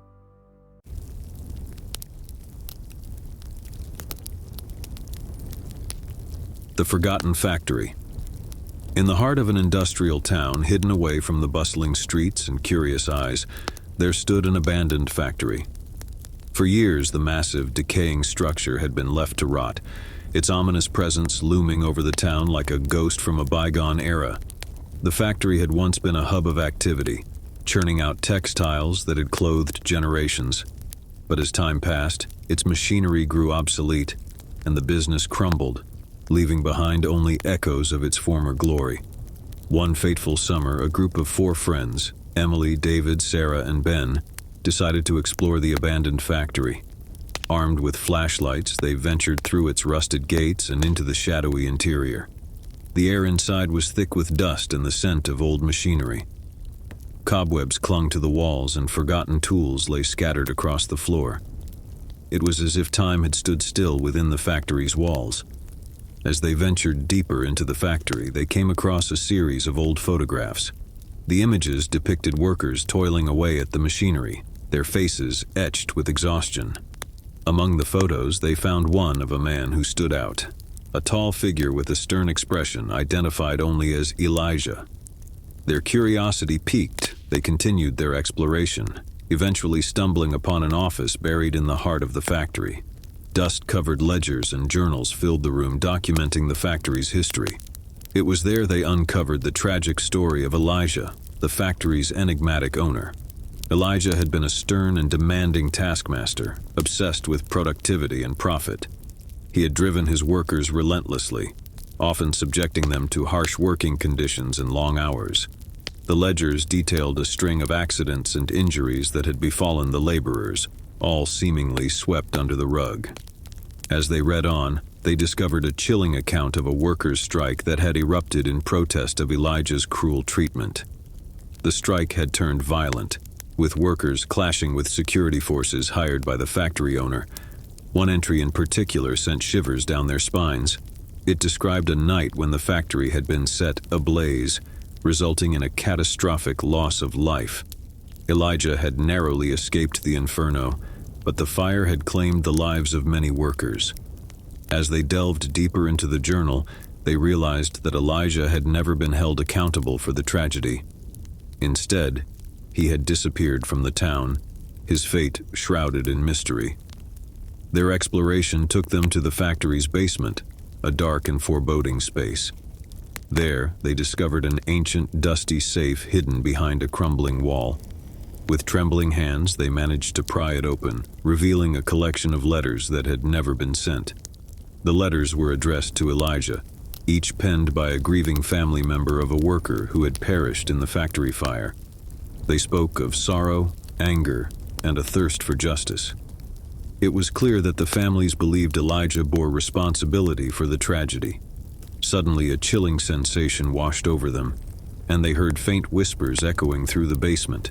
The voices were filled with anger and sorrow, as if the very walls of the factory were bearing witness to the long-suppressed grief and rage of the workers who had perished. As they fled the basement in terror, the factory seemed to come alive with supernatural activity. Machinery long silent rumbled to life, and ghostly apparitions of workers filled the dimly lit corridors. Desperate to escape the malevolent presence that had awakened, Emily, David, Sarah, and Ben raced toward the factory's exit. But the massive doors slammed shut before them, sealing them inside. With each step, the apparitions drew closer, their ghostly forms reaching out for the intruders. It was as if the spirits of the workers sought retribution for the injustice that had plagued the factory for so long. In their frantic search for an escape, they stumbled upon a hidden passage that led to the factory's rooftop. As they burst into the open air, they were met with a breathtaking view of the town below. The factory trembled, its very foundations shaking as if in protest. The apparitions of the workers drew back, their mournful wails filling the air. And then, as suddenly as it had begun, the supernatural activity ceased. The massive doors creaked open, allowing Emily, David, Sarah, and Ben to flee the factory. They ran from the abandoned structure, their hearts pounding with terror, and never looked back. They knew that they had stumbled upon a dark and tragic chapter in the factory's history, a story of exploitation and tragedy that had left its mark on the town. The factory, once a place of industry and labor, had become a haunted relic of the past, a chilling reminder that the sins of the past could never truly be forgotten. The Whispering Pines Inn. The Whispering Pines Inn stood nestled among a grove of ancient trees, its weathered facade exuding an air of faded grandeur. For decades, it had lured weary travelers with promises of solace and rest, but those who entered its doors often left with a sense of unease that lingered long after their departure. On a chilly autumn evening, Emma and Alex, a young couple seeking a romantic getaway, arrived at the inn. The innkeeper, a stooped man with hollow eyes, welcomed them with a strained smile. He showed them to their room, the Pineview Suite, on the upper floor of the creaking Victorian building. As Emma and Alex settled into their room, they couldn't help but notice the peculiar decor. Faded wallpaper adorned with intricate patterns of pine trees and a painting of a sorrowful-looking woman who seemed to watch them with mournful eyes. The night began like any other romantic getaway. They dined by candlelight in the inn's dimly lit dining room and sipped wine beside a crackling fireplace. Yet, as the evening wore on, they couldn't ignore the subtle but unsettling sensations that seemed to pervade the inn. In their room, Emma heard faint whispers that seemed to emanate from the walls themselves. She dismissed them as her imagination, but when she mentioned it to Alex, he admitted to hearing them too.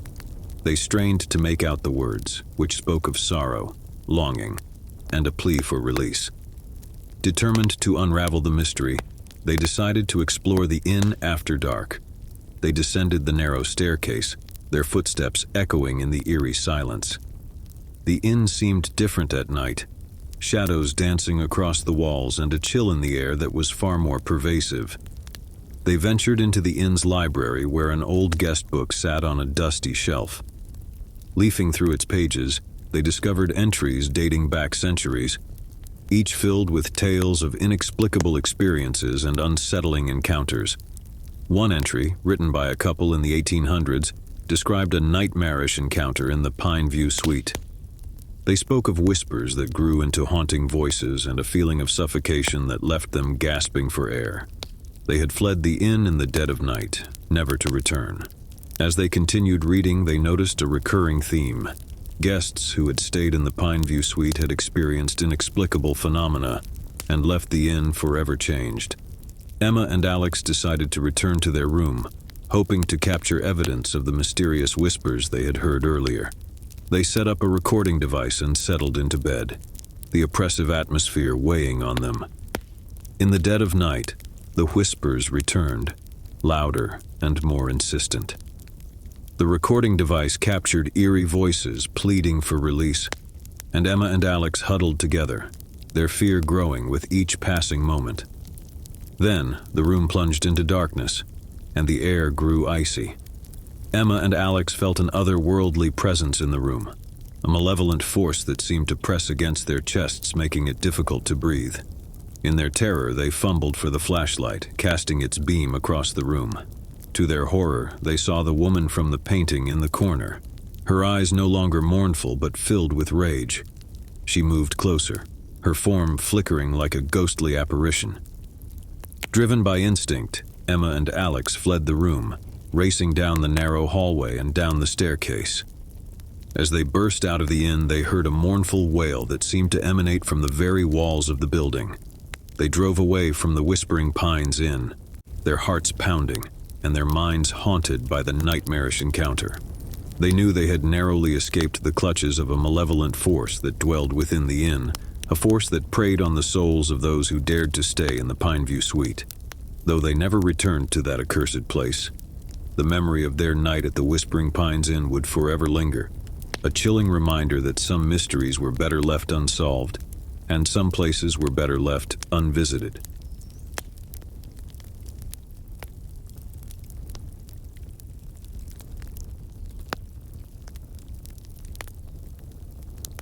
The Abandoned Mill. The abandoned mill had stood as a silent sentinel on the outskirts of town for as long as anyone could remember. Its skeletal structure loomed over the landscape, a dark and imposing presence that had long been shrouded in local legends. Among the townsfolk, tales of the mill's malevolent history had been passed down through generations. It was said that a series of grisly murders had occurred within its walls, and the tormented spirits of the victims still roamed the crumbling structure. Curiosity often got the better of daring individuals, and one fateful night, Mark, Lisa, and Mike decided to explore the mill. Armed with flashlights and a sense of bravado, they ventured into the decaying building, their footsteps echoing in the cavernous space. As they explored the maze-like interior, the air grew heavy with a sense of foreboding. Shadows danced across the walls, and strange noises echoed in the distance. It was as if the very walls of the mill were whispering secrets of the past. In a dimly lit room, they discovered a series of faded photographs scattered across a wooden table. The images depicted a family that had once owned the mill, their faces contorted in expressions of madness and malevolence. The family's history was marred by a series of gruesome killings that had shocked the town. As they continued their exploration, they reached the upper floors of the mill, where the murders had allegedly taken place. The atmosphere grew even more oppressive, and the temperature seemed to drop dramatically.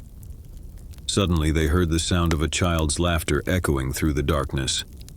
It was a haunting, ghostly sound that sent shivers down their spines.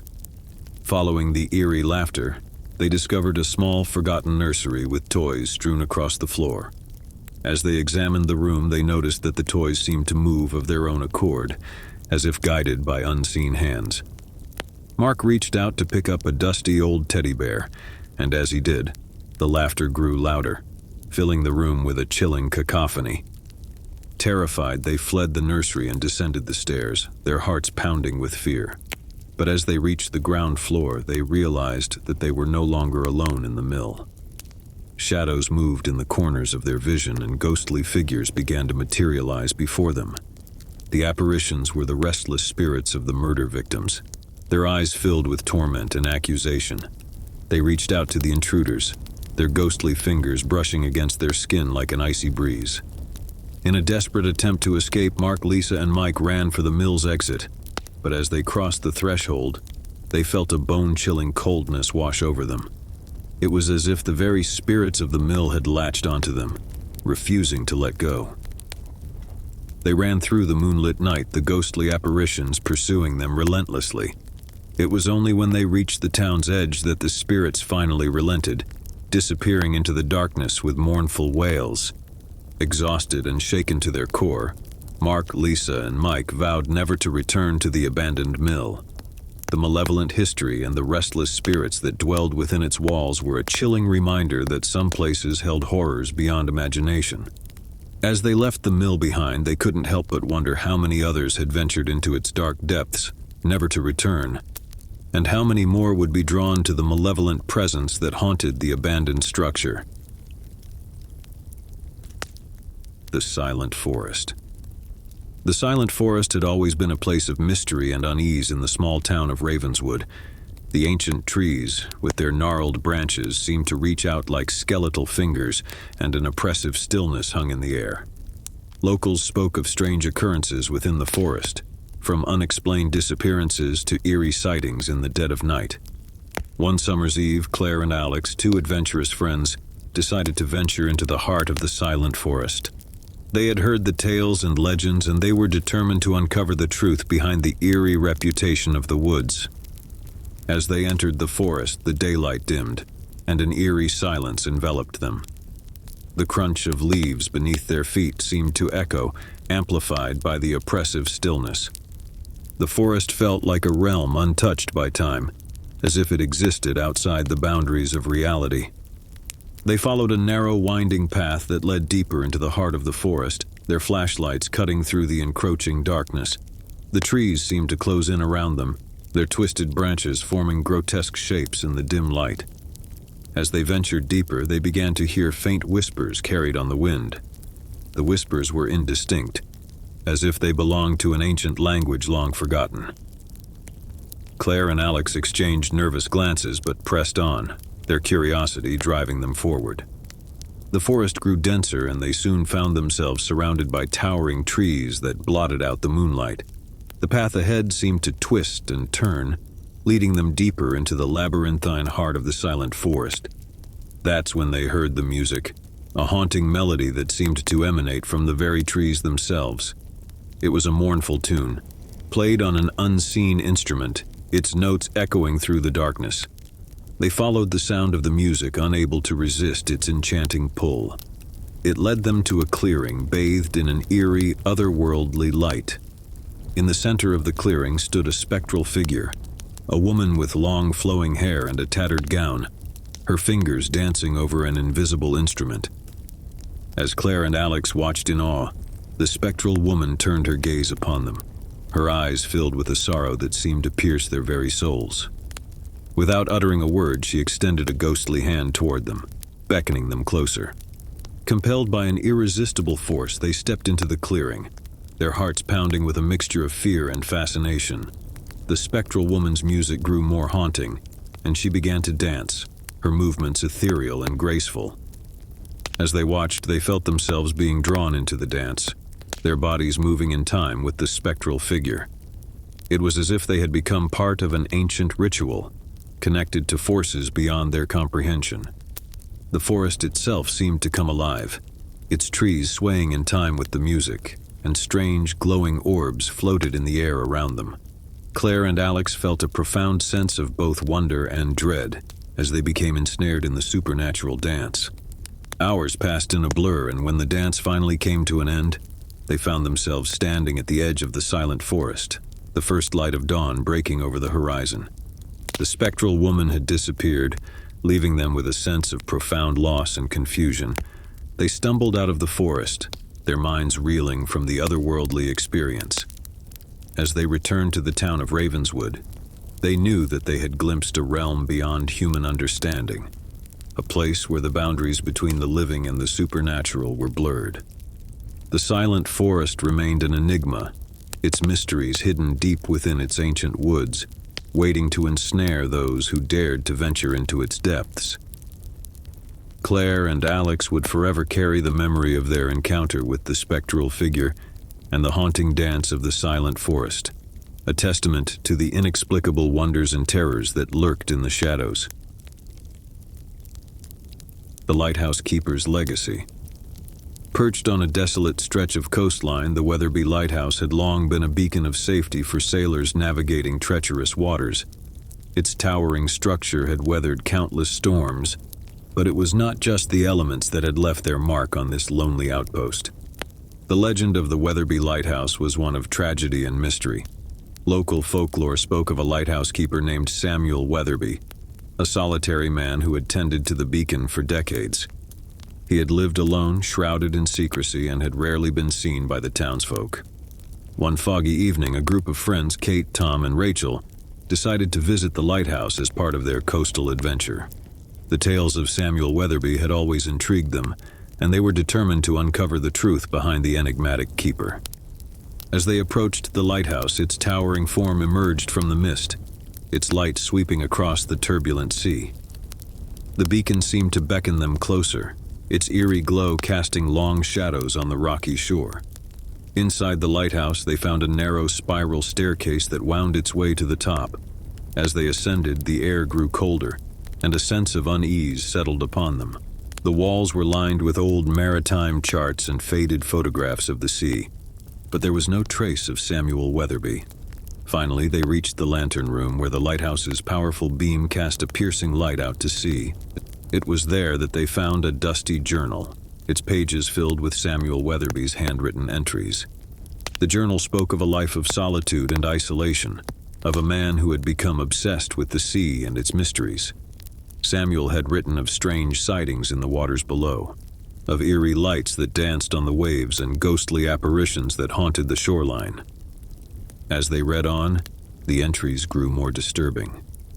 Samuel had become convinced that a malevolent force lurked beneath the waves, a dark entity that sought to claim his soul. He had begun performing strange rituals and incantations to ward off the malevolent presence. As Kate, Tom, and Rachel continued to read, they heard a sound that sent shivers down their spines, a mournful, echoing wail that seemed to emanate from the very walls of the lighthouse. It was a sound of anguish and despair, a sound that chilled them to the bone.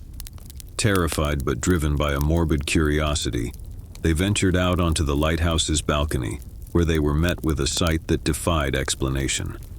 The sea below churned with unnatural fury, its waves crashing against the rocks with a ferocity that seemed impossible. And there on the rocky shore they saw a spectral figure, the ghostly apparition of Samuel Weatherby, his eyes filled with a torment that transcended the boundaries of the living world. He beckoned to them, his bony fingers reaching out as if pleading for release. In that moment, they knew that the legend of the Weatherby Lighthouse was all too real, and the malevolent force that had haunted Samuel Weatherby still clung to the beacon. They turned to flee the lighthouse, but the spectral figure of Samuel pursued them, his anguished wails echoing in their ears. They stumbled down the spiral staircase, their hearts pounding with terror, and burst out of the lighthouse. The fog had grown even thicker, shrouding the coastline in an impenetrable veil. As they made their way back to their car, they knew that they had witnessed something beyond the realm of the living, something that defied explanation. The legend of Samuel Weatherby and the malevolent force that haunted the Weatherby Lighthouse would forever haunt their nightmares, a chilling reminder that some mysteries were best left undisturbed. They never spoke of their encounter to the townsfolk, knowing that the lighthouse held secrets that were not meant to be revealed. The Weatherby Lighthouse continued to cast its eerie glow over the coastline, a silent sentinel that guarded its secrets with a malevolent force that defied understanding.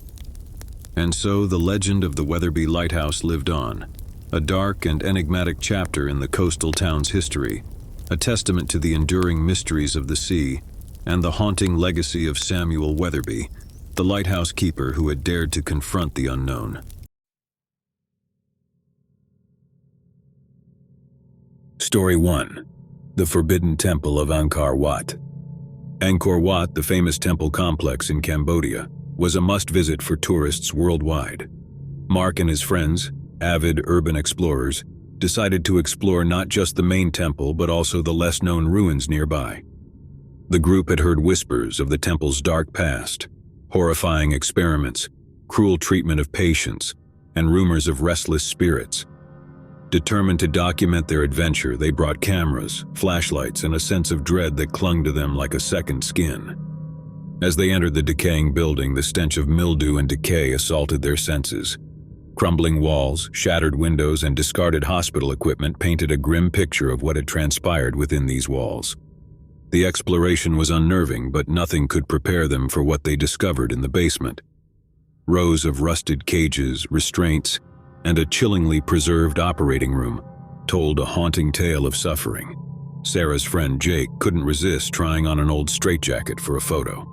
As he posed, a deafening crash echoed through the basement. The group frantically searched for the source of the noise but found nothing. Their unease grew and they decided to leave the basement. That's when they realized Jake was missing. Panic set in as they scoured the asylum, but there was no sign of him. Terrified and hearts pounding, they fled the asylum, vowing to return with help. The police were called, and a search of the building commenced. But Jake was never found. In the following weeks, the group reviewed their photos, hoping for clues.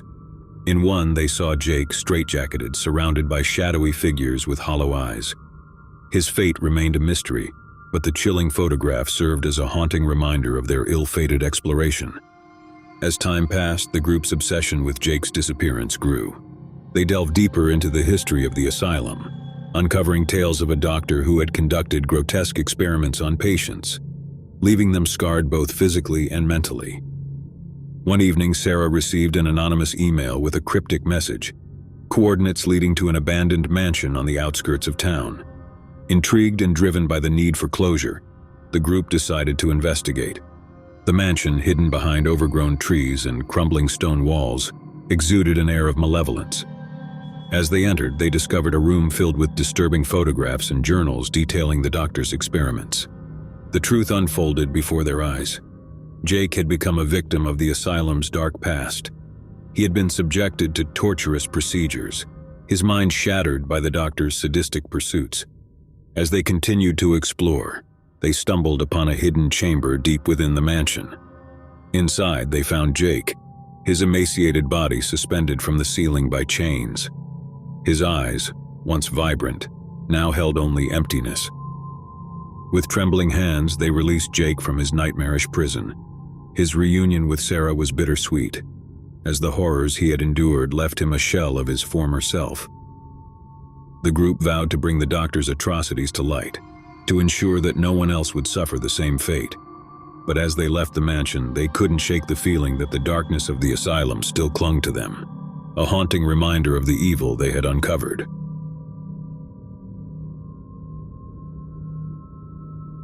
The Haunting at Whispering Pines Inn.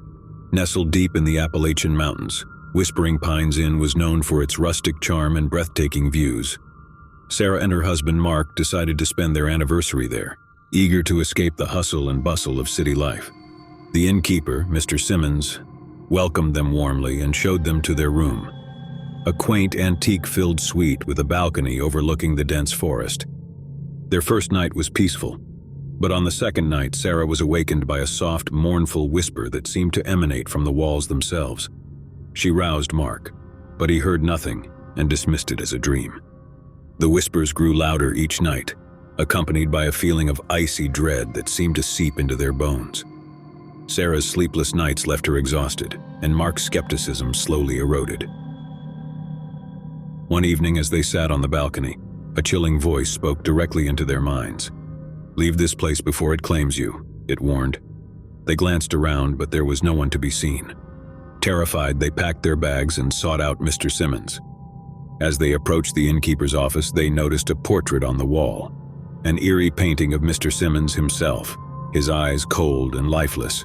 And Mr. Simmons explained that he had been bound to the inn by a dark pact made long ago, and the inn demanded souls to sustain it.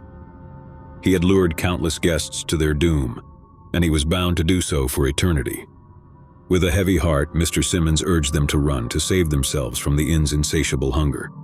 Sarah and Mark fled, leaving behind the cursed Whispering Pines Inn and its malevolent innkeeper. They sought refuge in a nearby town, haunted by the memories of their ordeal.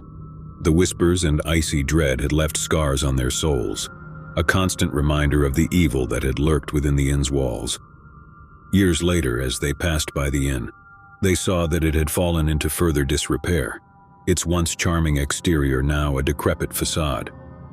They knew that the innkeeper's curse would forever bind him to the crumbling building, a prisoner of his own malevolence.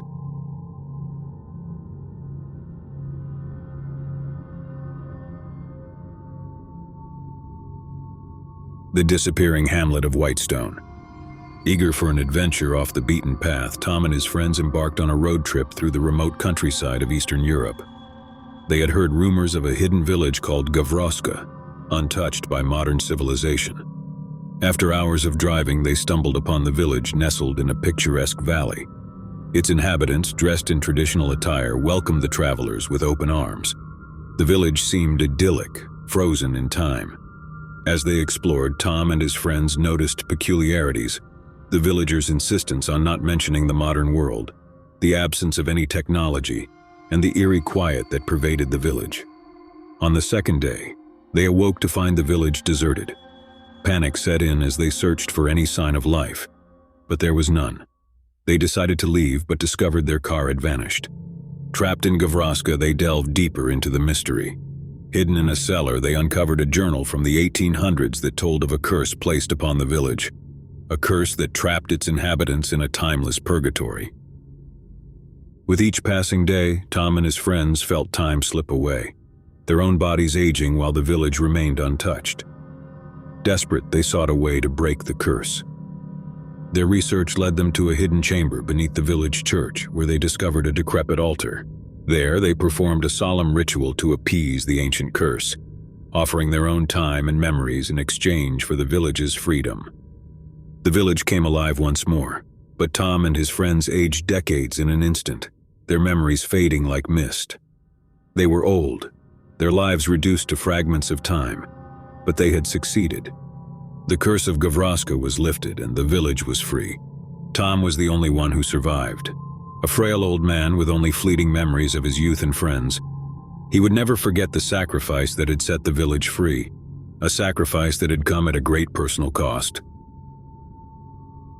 The sinister cave of Appalachian Shadows. For their annual adventure, a group of college friends decided to explore the Appalachian Mountains, known for their rugged terrain and hidden secrets. Their destination was a remote cave, rumored to hold ancient treasures. As they ventured into the cave, the air grew chilly and the darkness pressed in around them. Illuminating the path with flashlights, they navigated the labyrinthine tunnels, uncovering eerie carvings on the walls. Deeper within the cave, they discovered a chamber unlike any other, an underground lake, its waters shimmering with an unnatural glow. The sight was breathtaking, but the tranquility was short-lived. A shadowy figure emerged from the water, its eyes gleaming with malevolence. It spoke not with words but with images in their minds, a warning to leave, for the cave was cursed. Fearful yet curious, the friends pressed on, desperate to uncover the cave's secrets. As they delved deeper, the shadows grew thicker and their flashlights flickered. One by one, they vanished, consumed by the darkness. Only Sarah remained, her heart pounding as she tried to escape, but the cave seemed to shift and twist, trapping her within its depths. Finally, she reached the underground lake where the shadowy figure awaited. It revealed its true form, a guardian spirit tasked with protecting the cave's ancient secrets. With sorrow in its eyes, the guardian explained that the cave held the memories of those who had entered, bound for all eternity. The friends had become one with the cave, their souls imprisoned within its depths. Sarah, alone and terrified, realized that there was no escape. She had uncovered the cave's dark secret, but it had come at a terrible price. As she gazed into the glowing waters, she knew that she would join her friends in the shadows, a part of the cave's cursed legacy. The ghost ship of Roanoke Island. Roanoke Island, with its rich history and maritime legends, drew tourists seeking adventure.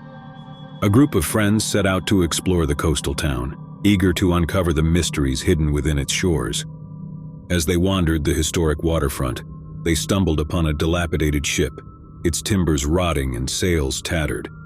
The locals spoke of the ship as cursed, the Phantom Voyager, a vessel that had vanished without a trace centuries ago. Undeterred by the superstitions, the friends boarded the ship, armed with cameras and a sense of curiosity. They explored its eerie corridors and abandoned cabins, documenting their findings. As night fell, a thick fog enveloped the ship, cutting off their view of the shore.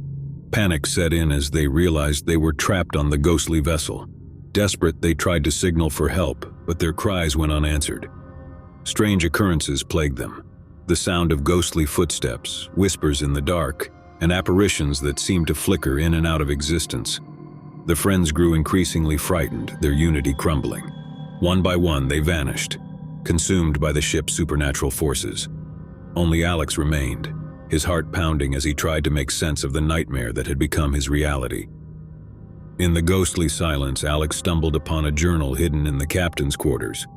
It revealed the ship's dark history, the captain's pact with a vengeful sea spirit, offering the souls of his crew in exchange for eternal life.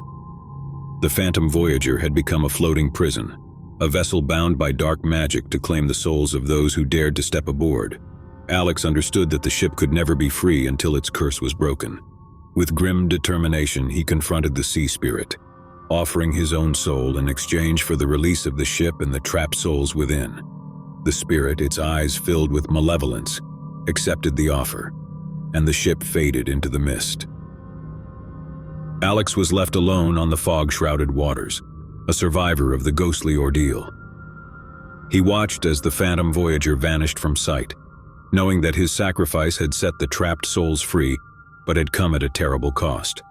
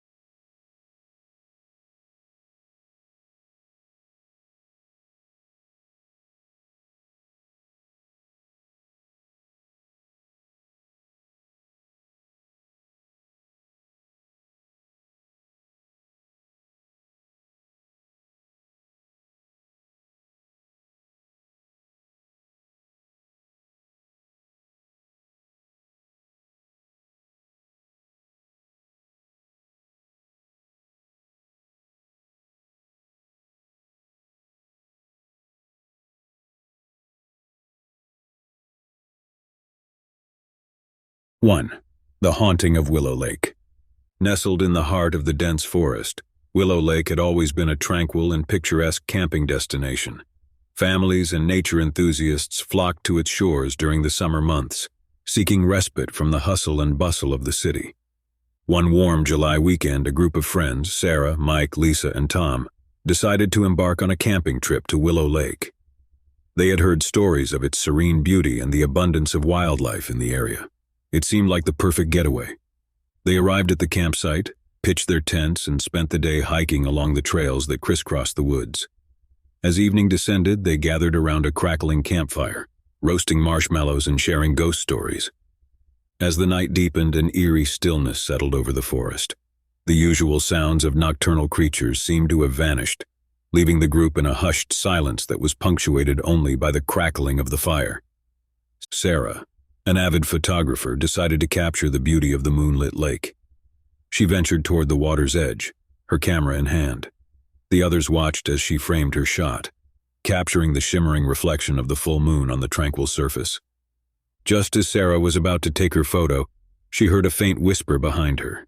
Startled, she turned, but there was no one there. She dismissed it as a trick of the wind and snapped her photo. But as the flash illuminated the area, it revealed a chilling sight. Standing at the water's edge was a figure, its back to Sarah. It appeared to be a woman, her long, disheveled hair flowing down her back. Sarah called out to the figure, asking if she was lost or needed help. There was no response. The figure remained motionless, facing the lake. Sarah cautiously approached, her heart pounding in her chest. When she reached out to touch the woman's shoulder, the figure turned slowly, revealing a face etched with sadness and despair.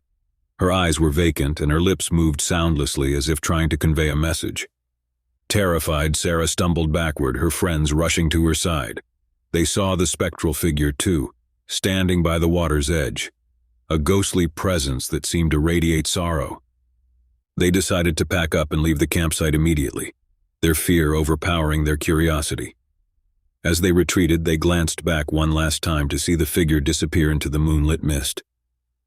The group never returned to Willow Lake, their encounter with the mysterious apparition forever etched in their memories. They would later learn that the lake had a history of tragedies, including drownings and disappearances, leaving them to wonder if the ghostly woman they had encountered was a lost soul still seeking peace. The enigmatic footprints. Deep in the heart of the Adirondack Mountains, there existed a remote and secluded camping spot, known only to a few seasoned adventurers. It was a place untouched by modernity, a paradise for those seeking solitude and communion with nature. One crisp autumn weekend, a trio of friends, Ben, Emily, and Alex, embarked on a camping trip to this hidden gem. They were avid hikers and had heard tales of the pristine wilderness and untouched beauty of the area. Their journey into the heart of the Adirondacks was challenging, requiring them to traverse rugged terrain and ford rushing rivers. But the promise of pristine wilderness and untouched beauty drove them forward. They arrived at their secluded campsite, nestled in a small valley surrounded by towering pine trees. It was a place of breathtaking beauty, far removed from the trappings of civilization. They pitched their tents by the edge of a crystal-clear stream and spent the day hiking through the pristine forest. As night descended, they gathered around a campfire, its crackling flames providing a sense of warmth and security in the remote wilderness. The stars overhead shone with a brilliance only found in such remote locations. As they settled in for the night, they heard the distant call of an owl and the rustling of leaves in the forest. But there was something else, something unsettling about the night. They couldn't quite put their finger on it. In the morning, they discovered the source of their unease. Surrounding their campsite were dozens of footprints, human footprints, leading to and from the stream. It was as if someone had been walking around their campsite while they slept. They followed the footprints, their hearts pounding with trepidation. The tracks led deeper into the forest, becoming more erratic as they went. It was as if the person had been wandering aimlessly in the dark. Suddenly, they came upon a small, dilapidated cabin hidden deep in the woods. Its windows were shattered, and its door hung off its hinges. It was a chilling sight, a place that seemed to have been abandoned for years. Cautiously, they entered the cabin, their flashlights illuminating the decaying interior. As they explored, they found old newspapers and photographs, all dating back decades. The cabin seemed to be a relic of the past, frozen in time. Then they heard a soft whispering, a voice that seemed to echo through the cabin's walls. It was a woman's voice filled with sorrow and longing, They followed the sound, which led them to a small room at the back of the cabin. Inside the room, they discovered a diary, its pages filled with the handwritten entries of a woman named Evelyn. Her words spoke of loneliness, isolation, and a deep yearning for human connection. She wrote of a tragedy that had befallen her family, leaving her alone in the wilderness. As they read on, the entries grew more chilling. Evelyn spoke of strange occurrences in the forest, of eerie figures that seemed to watch her from the shadows. She described sleepless nights haunted by whispers and footsteps outside her cabin. The final entry was dated decades ago and spoke of a decision to leave the cabin and seek help. But there was an ominous tone to the words, as if Evelyn knew that she was leaving something behind, something that would never let her go. As they exited the cabin, they noticed that the footprints had disappeared, as if they had never been there. It was as if the cabin itself had drawn them in, revealing its secrets and then erasing all evidence of their presence. They left the remote wilderness of the Adirondacks, their encounter with the cabin and its enigmatic past forever etched in their memories. They couldn't help but wonder if Evelyn's spirit still lingered in the forest, a lost soul forever seeking connection in the wilderness. The Phantom Hunter. In the heart of the Smoky Mountains, there existed a hidden camping spot known only to a select few. It was a place of unparalleled beauty, where the dense forest stretched as far as the eye could see, and the stars shone with a brilliance unmatched by city lights. A group of friends, Jake, Megan, and Chris, decided to embark on a camping trip to this secluded paradise. They were avid outdoors enthusiasts and had heard stories of the pristine wilderness and abundant wildlife of the area. Their journey took them deep into the heart of the Smoky Mountains, where they pitched their tents near a pristine mountain stream. It was a place of breathtaking beauty, untouched by the trappings of modernity. As the day turned to night, they gathered around a campfire, sharing stories and laughter under the canopy of stars. The forest seemed alive with the sounds of night creatures, their calls and rustlings creating a symphony of nature. As they settled in for the night, they heard the distant call of an owl and the rushing of the nearby stream. But there was something else, something unsettling about the night. It was as if the forest held its breath, waiting for something to happen. In the early hours of the morning, Chris was awoken by a sound that chilled him to the bone, a distant, echoing gunshot. He shook Jake and Megan awake, and they listened in the darkness for any sign of danger. The forest was silent, as if the gunshot had never occurred. They wondered if it had been a hunter in the distance, but something about the sound had seemed off, as if it didn't belong in the tranquil wilderness. As they debated whether to investigate, they heard it again, the unmistakable sound of a gunshot, much closer this time. It echoed through the forest, sending shivers down their spines. They decided to leave their campsite immediately, fearing that they might be in the line of fire. But as they packed up their gear, they heard something that froze them in their tracks, a series of eerie, ghostly whispers seemingly carried on the wind. The whispers spoke of death and despair, of a hunter condemned to roam the forest for eternity. They spoke of a curse that had befallen him, a curse that bound him to the wilderness. Terrified but compelled to uncover the source of the haunting whispers, they followed the sound deeper into the forest. The moonlight illuminated their path, casting eerie shadows on the towering trees. They soon came upon a clearing where an old, dilapidated hunting cabin stood. Its windows were shattered, and its door hung off its hinges. It was a chilling sight, a place that seemed to have been abandoned for years. Cautiously, they entered the cabin, their flashlights revealing the decaying interior. As they explored, they found old hunting gear and trophies, all covered in dust and cobwebs. It was as if the cabin had been frozen in time. In a corner of the cabin, they discovered a journal, its pages filled with the handwritten entries of a man named Samuel. His words spoke of a love for hunting and the thrill of the chase. But as they read on, the entries grew darker, revealing a descent into obsession and madness. Samuel wrote of a fateful day when he had wounded a majestic buck, but had been unable to claim his prize. He spoke of a mysterious figure that had appeared in the forest, cursing him to roam the wilderness as a phantom hunter, forever seeking the elusive buck. The final entry was dated decades ago and spoke of Samuel's decision to leave the cabin and seek help. But there was a sense of hopelessness in his words, as if he knew that he was bound to the forest, unable to escape the curse that had befallen him. As they exited the cabin, they noticed that the forest had grown silent, as if the whispers had ceased. It was as if the cabin itself had drawn them in, revealing its secrets, and then silencing its haunting past. They left the Smoky Mountains, their encounter with the cabin and its enigmatic past forever etched in their memories. They couldn't help but wonder if Samuel's spirit still roamed the forest, a phantom hunter forever seeking his elusive prey. The mysterious disappearance. In the remote wilderness of the Pacific Northwest, there existed a pristine camping spot known only to a handful of intrepid explorers. It was a place of rugged beauty, where towering trees reached for the sky, and the sound of rushing rivers filled the air. A group of friends, Mia, Ethan, and Lily, decided to embark on a camping trip to this hidden haven. They were outdoor enthusiasts and had heard tales of the untouched wilderness and abundant wildlife of the area. Their journey into the heart of the Pacific Northwest was challenging, requiring them to navigate dense forests and ford rushing rivers. But the promise of unspoiled wilderness and breathtaking vistas drove them forward. They arrived at their secluded campsite, nestled on the banks of a pristine river. It was a place of unparalleled beauty, far removed from the trappings of modernity. They pitched their tents and spent the day hiking through the lush forest.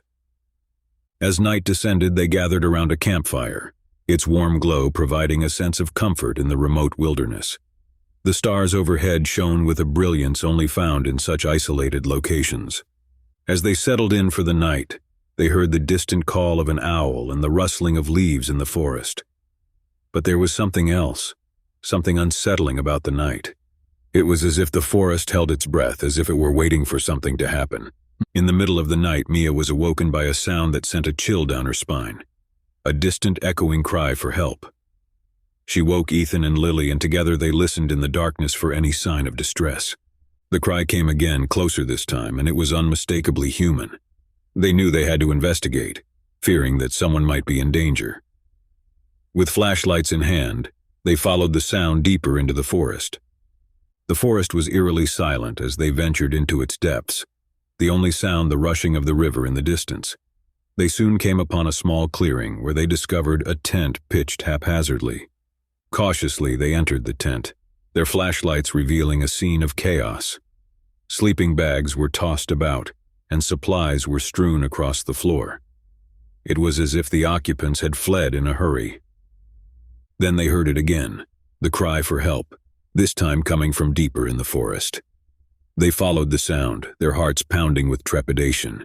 It led them to a narrow trail that disappeared into the trees. As they ventured further along the trail, they stumbled upon a journal, its pages filled with handwritten entries. It belonged to a woman named Sarah, and her words spoke of a solo camping trip in the wilderness. Sarah wrote of the beauty of the forest and the solitude she had found in its depths. But as they read on, the entries grew more unsettling. She described strange occurrences in the night, of eerie shadows and ghostly whispers that seemed to haunt her campsite. The final entry was dated only a few nights ago and spoke of a chilling encounter. Sarah had heard the cries for help in the darkness, and when she had ventured out of her tent to investigate, she had been met with a sense of overwhelming dread. She wrote of a presence in the forest, a malevolent force that seemed to watch her every move.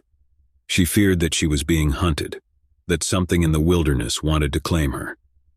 As they continued down the trail, they found themselves in a small clearing, where they discovered a backpack and a pair of hiking boots. It was as if Sarah had vanished without a trace, leaving behind only her belongings. The cry for help came again, this time echoing through the trees closer than ever.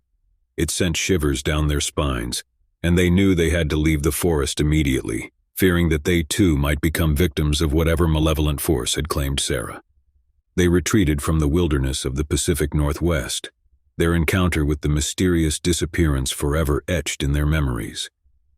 They couldn't help but wonder if Sarah's spirit still haunted the forest, a lost soul forever seeking answers to the enigmatic forces that had claimed her. The Phantom Camper. In the heart of the Appalachian Mountains, there existed a remote camping spot known only to a select few adventurers. It was a place of pristine beauty, where the rugged terrain and dense forests created a sanctuary for those seeking solace in nature. A group of friends, James, Emma, and Daniel, decided to embark on a camping trip to this hidden gem. They were experienced outdoors enthusiasts and had heard tales of the untouched wilderness and pristine streams of the area. Their journey into the heart of the Appalachians was challenging, requiring them to navigate steep slopes and dense underbrush. But the promise of unspoiled wilderness and the chance to disconnect from the modern world drove them forward. They arrived at their secluded campsite, nestled in a valley surrounded by towering peaks. It was a place of breathtaking beauty, far removed from the trappings of civilization.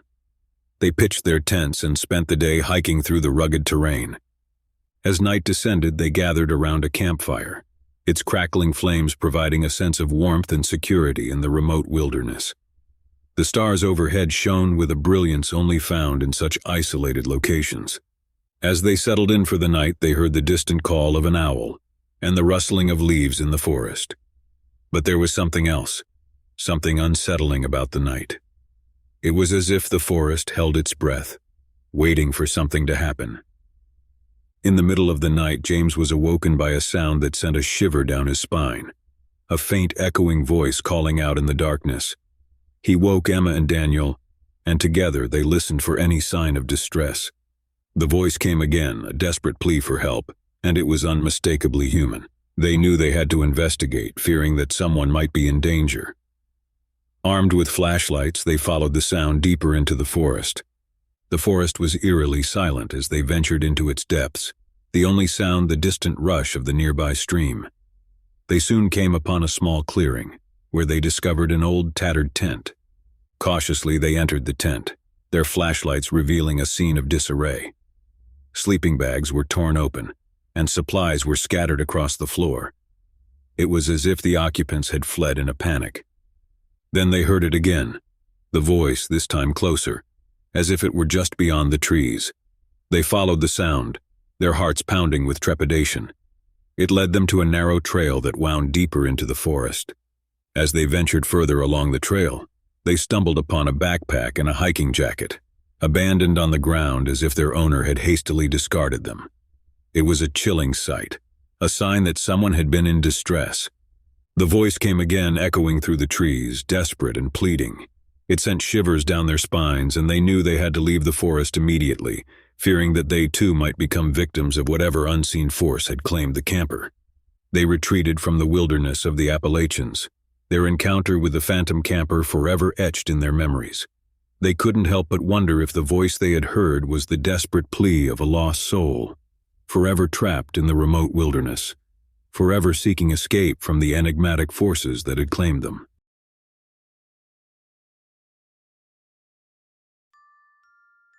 The Haunting of the Amityville House.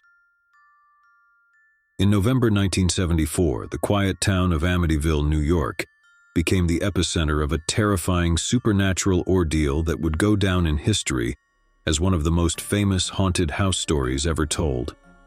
The story began when the Lutz family, consisting of George and Kathy Lutz and their 3 children, moved into a beautiful Dutch colonial house at 112 Ocean Avenue. Little did they know that this idyllic-looking house had a gruesome and sinister past. Just a year before the Lutz family's arrival, the house was the site of a horrifying and gruesome mass murder. Ronald DeFeo Jr., the previous occupant of the house, had shot and killed 6 members of his own family while they slept. It was a chilling and inexplicable crime that sent shockwaves through the community. Ronald DeFeo Jr. claimed that voices in the house had compelled him to commit these heinous acts. When the Lutz family moved in, they were initially captivated by the house's charm and character. The spacious rooms, the cozy fireplaces, and the view of the Amityville River from their backyard all seemed perfect. However, it wasn't long before they began to experience a series of eerie and unexplained phenomena that would forever change their lives. The first signs of something amiss were subtle, but unsettling. Strange odors permeated the house, ranging from sickly sweet perfumes to the stench of decay. Doors and windows would open and close by themselves, and cold spots seemed to linger in certain rooms, no matter how high they cranked up the heat. Bizarrely, Flies swarmed the house in the dead of winter, gathering in unusual patterns that defied natural explanation. As the days turned into weeks, the Lutz family's experiences escalated. They claimed to have seen apparitions, shadowy figures that moved through the hallways and rooms, often accompanied by an overwhelming sense of dread. Kathy Lutz was particularly affected, waking up at 3:15 a.m., the same time the DeFeo murders had occurred, plagued by terrifying nightmares and unexplained bruises on her body. George Lutz's behavior began to change as well.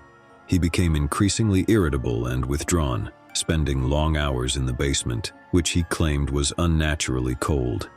He even woke up one morning to find his hair had turned completely white, a shocking transformation attributed to the house's malevolent influence. The most disturbing event occurred when George Lutz began hearing voices urging him to harm his family. The walls seemed to pulse with a sinister energy, and green slime oozed from the walls, as if the house itself was bleeding. George, fearing for his family's safety, reached out to paranormal investigators for help. Among those who came to investigate the Amityville house were Ed and Lorraine Warren, renowned paranormal investigators famous for their work on other cases, including the Annabelle doll and the Perron family haunting, as depicted in the Conjuring series of films. The Warrens believed that the house was infested with malevolent spirits, possibly drawn to it due to the residual energy from the DeFeo murders. During their investigations, the Warrens documented numerous eerie occurrences.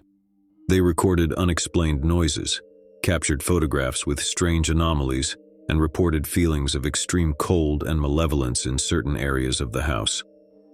These findings later became part of the basis for their book, The Amityville Horror, which recounted the Lutz family's terrifying experiences in great detail. The Amityville Horror by Jay Anson, based on the Warrens' investigations and the Lutz family's accounts, became a bestseller upon its release. The book sent shockwaves through popular culture, and the story of the Amityville haunting was adapted into a series of movies, further cementing its place in the annals of paranormal lore. The Amityville haunting story has sparked intense debate over the years. Skeptics question the validity of the Lutz family's claims, suggesting that they might have fabricated the story for financial gain. Others argue that the house is indeed haunted, pointing to the corroborating evidence collected by the Warrens and the enduring sense of dread that seems to hang over the property. To this day, 112 Ocean Avenue in Amityville remains a place of fascination and fear, drawing curious visitors and paranormal enthusiasts. Whether one believes the story of the Amityville haunting to be fact or fiction, it undeniably stands as a chilling and enduring mystery in the realm of the supernatural, reminding us that sometimes the scariest stories are the ones that claim to be true. The Enfield Poltergeist, the true story behind The Conjuring 2. In the late 1970s, a modest house in Enfield, North London, became the center of a paranormal phenomenon that both baffled and terrified the family living there. The Hodgson family, consisting of Peggy Hodgson and her 4 children, Margaret, Janet, Johnny, and Billy, found themselves thrust into a nightmarish ordeal that would go down in history as the Enfield Poltergeist case. It all began innocuously enough with strange but seemingly harmless events. It started with unexplained knocking sounds and furniture moving on its own. Peggy, a single mother struggling to make ends meet, initially brushed these occurrences off as pranks or figments of her children's imagination. However, the incidents quickly escalated into something far more sinister. The paranormal activity intensified, and Janet, the 11-year-old daughter, became the primary target. She would often be hurled across rooms by an unseen force, seemingly defying the laws of physics. Janet's voice changed dramatically during these episodes, taking on an eerie, guttural quality, and she spoke in languages she had never learned. Furniture levitated and spun in the air. Objects were thrown across rooms with tremendous force, and family members reported feeling invisible hands gripping them. The house was filled with a chilling presence, and it was clear that something malevolent was at play. The Hodgson family turned to the police and the media for help, hoping to bring attention to their terrifying situation. It was during these interactions with law enforcement and the press that some of the most compelling evidence of the haunting emerged. Photographs captured Janet levitating above her bed, and audio recordings captured her speaking in strange, otherworldly voices. One of the most famous incidents involved investigator Maurice Grosse, who witnessed a chair moving by itself. When he attempted to sit in it, the chair inexplicably tilted backward, sending him sprawling to the floor. Grosse, along with fellow investigator Guy Lyon Playfair, became convinced that the Enfield case was genuine and not a hoax. Ed and Lorraine Warren, renowned paranormal investigators, also became involved in the Enfield poltergeist case. They visited the Hodgson family and conducted investigations, lending further credibility to the claims of supernatural activity. The Enfield poltergeist case garnered widespread attention, both in the UK and internationally. Skeptics questioned the authenticity of the events, suggesting that the Hodgson family had fabricated the entire story for attention or financial gain. However, investigators, including Grosse and Playfair, as well as the Warrens, remained convinced that the haunting was real. The case continued for over a year, during which the Hodgson family endured terrifying ordeals, but eventually, the intensity of the paranormal activity subsided. Janet Hodgson returned to a semblance of normalcy, and the family was able to regain some sense of stability. While the Enfield poltergeist case remains one of the most well-documented and controversial in the annals of paranormal research, it has left an indelible mark on popular culture. The event served as the inspiration for the film The Conjuring 2, directed by James Wan. The movie brought the Enfield haunting to a new generation of horror enthusiasts and reignited the debate over its authenticity. To this day, the Enfield poltergeist case remains a perplexing and unsettling chapter in the history of the paranormal. Whether one believes it to be a genuine haunting or a complex hoax, it stands as a testament to the enduring fascination with the unknown and the inexplicable forces that sometimes intrude upon our everyday lives. The Dyatlov Pass Incident, a cold and mysterious case. In the frigid winter of 1959, a group of 10 experienced hikers embarked on a challenging expedition in the Ural Mountains of Russia. They were led by Igor Dyatlov, a 23-year-old engineering student, and their goal was to reach Otorten, a mountain about 10 kilometers north of their final campsite, in a region known as the Northern Ural. The hikers were well prepared and equipped for the harsh conditions, but what transpired during their journey remains one of the most chilling and perplexing mysteries in the annals of true crime and unexplained phenomena. As the group ventured deeper into the wilderness, they faced extreme weather conditions, including heavy snowfall and bitterly cold temperatures. On the night of February 2, 1959, they made camp on the slopes of Kolat-Syakhl, or Dead Mountain, a name that would soon take on an eerie significance. The journey should have been routine for these seasoned hikers, but something went terribly wrong. Weeks passed without any word from the group, and their families grew increasingly concerned. Finally, a search and rescue team was dispatched to find them. What the search team discovered was both baffling and horrifying. The hikers' tent had been abandoned, slashed open from the inside, with all of their belongings left behind. Footprints led away from the campsite, showing that the hikers had fled barefoot and in various states of undress despite the sub-zero temperatures. The first bodies were found not far from the campsite, buried in the snow. They were clad only in underwear and socks, and their bodies showed signs of exposure to the cold. Strangely, there were no visible external injuries or signs of a struggle. Autopsies later revealed that some of the hikers had sustained internal injuries, including fractured ribs and a fractured skull, but there were no indications of a physical altercation. As the search continued, the remaining bodies were discovered deeper in the forest. These hikers had apparently attempted to make a makeshift shelter in a den dug out of the snow, but it offered little protection from the elements. The last two bodies were found months later, buried under several meters of snow. They were better dressed than the others, but had also succumbed to the cold. What could have driven these experienced hikers to flee their campsite in such a panic, especially in their undergarments, in the middle of the night? Theories abound, ranging from avalanches to military involvement, from animal attacks to infrasound, a low-frequency sound that can cause discomfort and panic in humans. The official Soviet investigation concluded that the hikers had died of a compelling natural force, which only added to the mystery.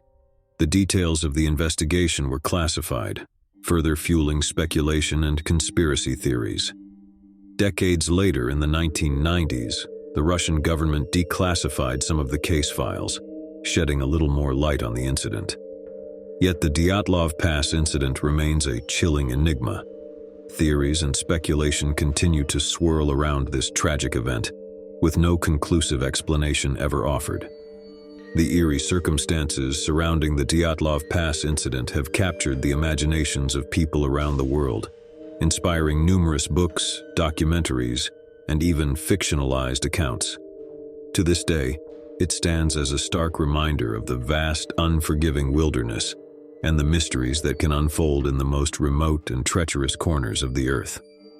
The Dyatlov Pass incident remains one of the most enduring and chilling unsolved mysteries in history, serving as a testament to the unpredictable and mysterious forces of nature and the human spirit's enduring quest for answers.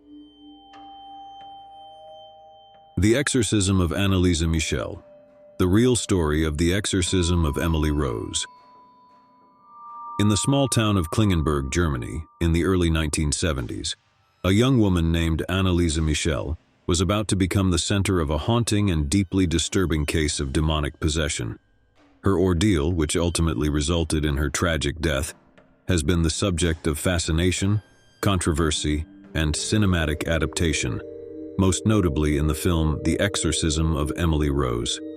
Anneliese Michel was a devoutly religious girl raised in a strict Catholic family. However, her life took a dark turn when at the age of 16, she began experiencing bizarre and disturbing symptoms. She started suffering from seizures, hearing voices, and exhibiting behavior that seemed far removed from her usual self. Her family, concerned for her well-being, sought medical and psychiatric help. Medical professionals diagnosed Anneliese with epilepsy and depression, prescribing medication to manage her symptoms. However, the treatments proved ineffective, and Anneliese's condition continued to deteriorate. She became increasingly isolated, unable to attend school or socialize with friends. As her condition worsened, Anneliese and her family began to believe that her affliction might be more than a medical or psychological disorder. They became convinced that she was possessed by demons. Her behavior included speaking in strange languages she had never learned, exhibiting superhuman strength, and displaying an aversion to religious symbols and artifacts. Desperate for help, Anneliese and her family turned to the Catholic Church, seeking an exorcism. The process of obtaining permission for an exorcism was not easy, as the Catholic Church is known for its cautious approach to such matters. However, after much persistence and evaluation by clergy, the Church eventually granted permission for an exorcism to be performed. Over a period of several months from 1975 to 1976, a series of exorcism sessions were conducted on Anneliese Michel. These sessions were grueling, often lasting for hours, and were physically and emotionally exhausting for both Anneliese and the attending priests. Anneliese's condition continued to worsen during the exorcisms, and her health deteriorated significantly. She refused to eat, believing that her suffering was a form of atonement for the sins of others. She eventually became emaciated and dehydrated, leading to pneumonia and malnutrition. Tragically, on July 1, 1976, Anneliese Michel passed away in her home. She was just 23 years old. The official cause of death was determined to be starvation and dehydration. Her death raised profound ethical and legal questions, resulting in a trial that garnered significant media attention. In 1978, both the priests who had conducted the exorcisms and Anneliese's parents were charged with negligent homicide. The trial that followed was highly contentious, with the defense arguing that Anneliese was genuinely possessed and that they had sought the Church's help in good faith. The court found the defendants guilty but issued relatively light sentences, taking into account the family's suffering and their belief that they were trying to help Anneliese. The story of Anneliese Michel's possession and exorcism continues to generate debate. Skeptics view the case as an example of mental illness and suggest that her condition could have been treated with medical intervention. Believers, however, point to the extraordinary phenomena witnessed during the exorcisms as evidence of demonic possession. The Exorcism of Emily Rose, a film loosely based on Anneliese's story, explores the legal and moral complexities of her case.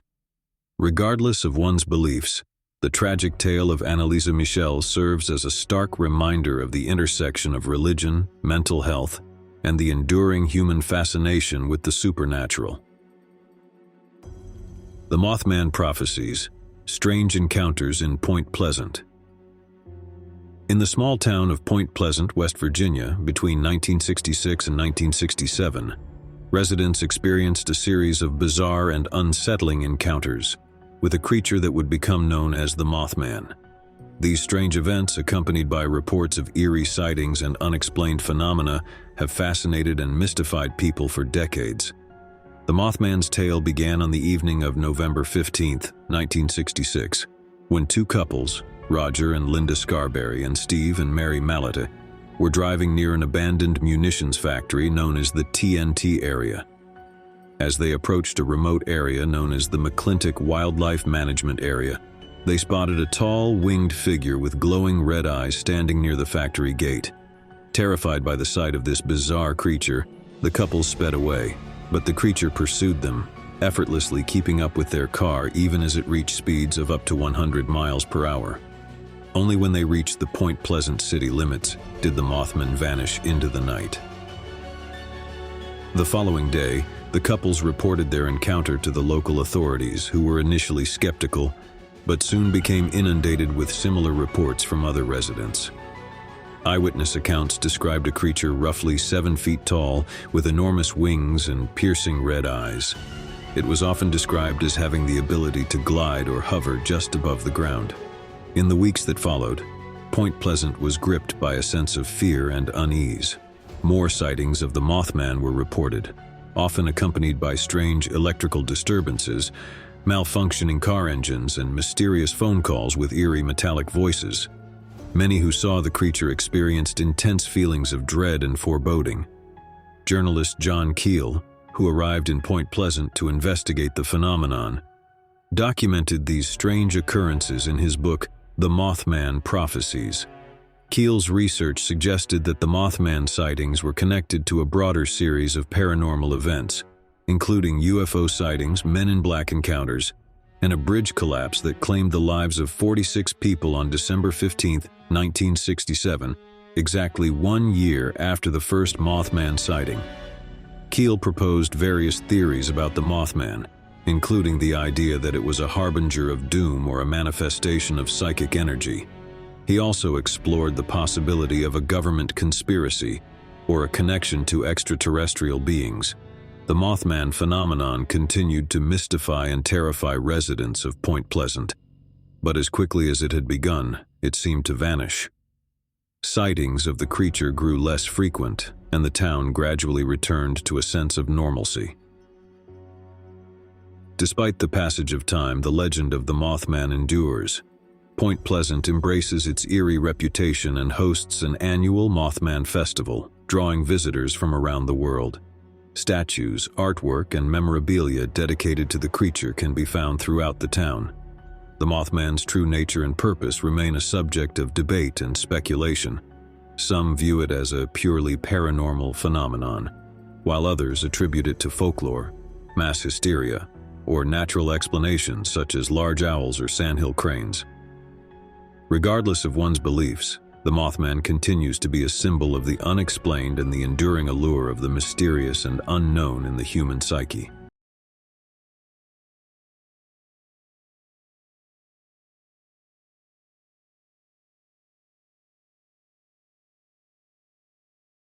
Once upon a time, in a small town nestled between rolling hills, there stood an old house.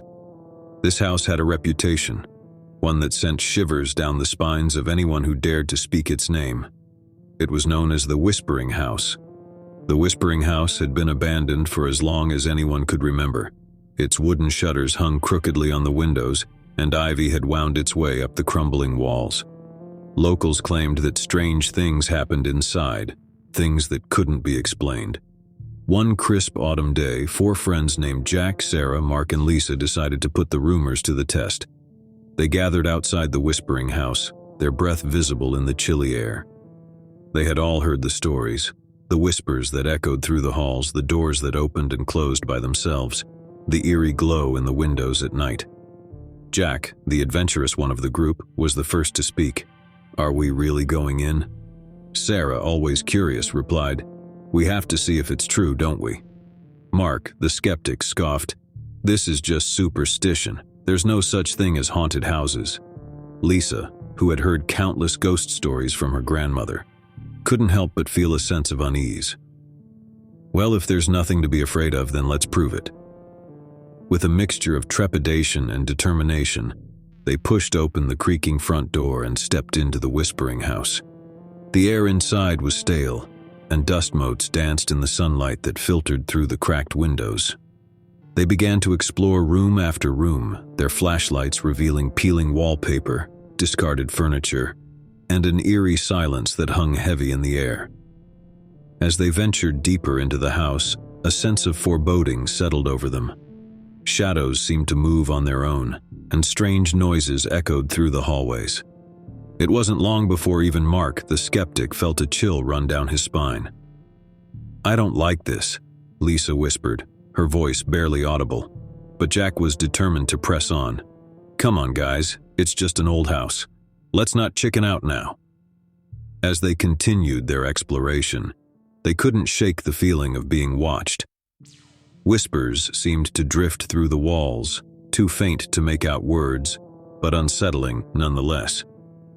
"I heard something," Sarah said, her voice trembling. Mark dismissed it. "Probably just the wind." But Lisa knew it wasn't the wind. She had heard it too. A faint, ghostly whisper that sent shivers down her spine.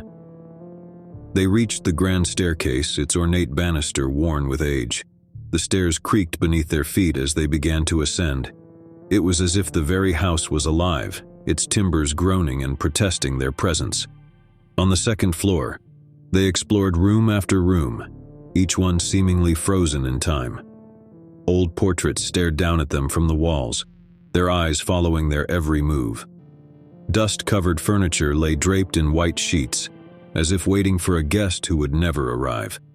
The sense of being watched grew stronger, and the whispers grew louder. It was as if the very walls of the Whispering House held secrets that longed to be revealed. In one room, Jack's flashlight beam fell upon an old dusty mirror. He approached it, curiosity getting the better of him. As he looked into the mirror, he froze. Staring back at him was not his own reflection, but the pale, ghostly face of a young girl. Her eyes were hollow and her lips moved silently, forming words that he could not hear. Jack stumbled back, his heart pounding. Did anyone else see that? The others rushed over, but the mirror showed only their own reflections. "It was probably just a trick of the light," Mark said, though his voice wavered. But Jack knew what he had seen. It was as if the Whispering House was trying to communicate with them, to tell them its secrets. As they continued their exploration, they came upon a room at the end of the hallway. The door was slightly ajar, and a soft, inviting light spilled out from within. They exchanged glances, and with a mixture of curiosity and trepidation, they pushed the door open. Inside, they found a room bathed in a soft golden glow. The walls were adorned with intricate wallpaper, and a crystal chandelier hung from the ceiling. In the center of the room stood an antique music box, its delicate melody filling the air. The room felt different, as if it existed outside of time. The whispers were louder here, their words almost discernible. Lisa approached the music box and carefully lifted its lid. The haunting melody continued to play, and as she peered inside, she saw a small porcelain figurine, a ballerina frozen in mid-dance. As they watched, the figurine seemed to come to life, spinning gracefully to the music. The room seemed to sway with the motion, and the whispers grew more insistent, as if urging them to stay, to listen, to understand. It was as if the very walls of the Whispering House were pleading with them, begging them not to leave. to stay and uncover the secrets that lay hidden within. But the four friends pushed open the front door and stepped out into the crisp autumn air, their hearts pounding, their minds filled with questions and unease. As they walked away from the Whispering House, they couldn't shake the feeling that they had left something behind, something that wanted to be heard, something that had been waiting for them. That night, as they lay in their beds, they heard the whispers once more. They were no longer faint and distant, but loud and clear, as if the very walls of their homes were speaking to them. The whispers told of a tragic tale, a tale of a young girl who had once lived in the Whispering House. Her name was Isabella, and she had loved to dance. But her life had been cut short, and her spirit had remained trapped within the walls of the house, longing for release. Over the following days, the whispers grew louder, and the four friends could no longer ignore them. They returned to the Whispering House, determined to uncover the truth. As they entered the room with the music box, the whispers reached a crescendo, and Isabella's voice filled the air. She told them of her love for dancing, of the joy it had brought her, and of the tragic accident that had taken her life. Tears filled Lisa's eyes as she listened to Isabella's story. "We have to help her," she said. Together they searched the room and found an old diary hidden beneath the floorboards. It belonged to Isabella, and it told of her dreams, her hopes, and her love for dancing. As they read Isabella's words, the room began to glow with a soft light, and the music box started to play once more. The porcelain ballerina twirled gracefully, as if dancing to Isabella's memory. And then, in a moment of pure magic, Isabella herself appeared before them, a translucent figure, her eyes filled with gratitude and joy. She danced, her ethereal form moving with grace and beauty, as if finally free to express the passion that had been locked away for so long. With a final joyful twirl, Isabella faded away, leaving behind a sense of peace and fulfillment. The whispers in the Whispering House ceased, and the old mansion seemed to sigh with relief, as if a long-held secret had been shared, and a restless spirit had found release. The four friends left the Whispering House that day, their hearts light and their minds filled with wonder. They had witnessed something truly extraordinary, something that defied explanation. And as they looked back at the old house, they knew that it was no longer the Whispering House, but a place of beauty, of magic, and of a dance that would be remembered for all time. The days turned into weeks, and the weeks into months, but the memory of their encounter with Isabella and the Whispering House remained vivid in their minds. The four friends couldn't help but feel a deep connection to the old mansion and the spirit that had once dwelled within its walls. As the autumn leaves began to fall, they decided to return to the Whispering House one more time. They wanted to pay their respects to Isabella and to ensure that her memory lived on. When they arrived, they were surprised to find that the old mansion had undergone a transformation. The ivy that had once choked its walls had withered away, revealing the beauty of its architecture. The windows that had once been dark and foreboding now sparkled in the sunlight. As they stepped inside, they were greeted by a sense of warmth and welcome.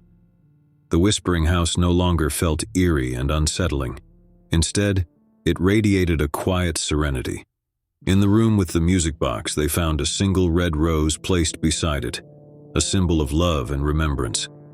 The music box played Isabella's favorite melody, and the room seemed to come alive with the memory of her presence. Jack, Sarah, Mark, and Lisa sat together, their hearts filled with gratitude for the experience they had shared. They knew that they had been touched by something extraordinary, something that had brought them closer together and had changed their lives forever.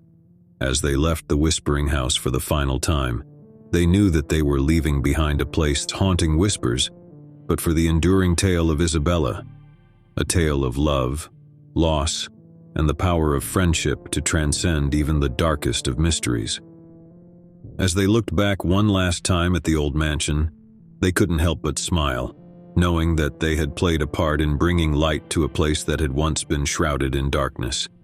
And as the sun set behind the hills, casting a warm golden glow over the Whispering House, they knew that Isabella's spirit would forever dance in its hallowed halls, a testament to the enduring power of love and the beauty of the unknown.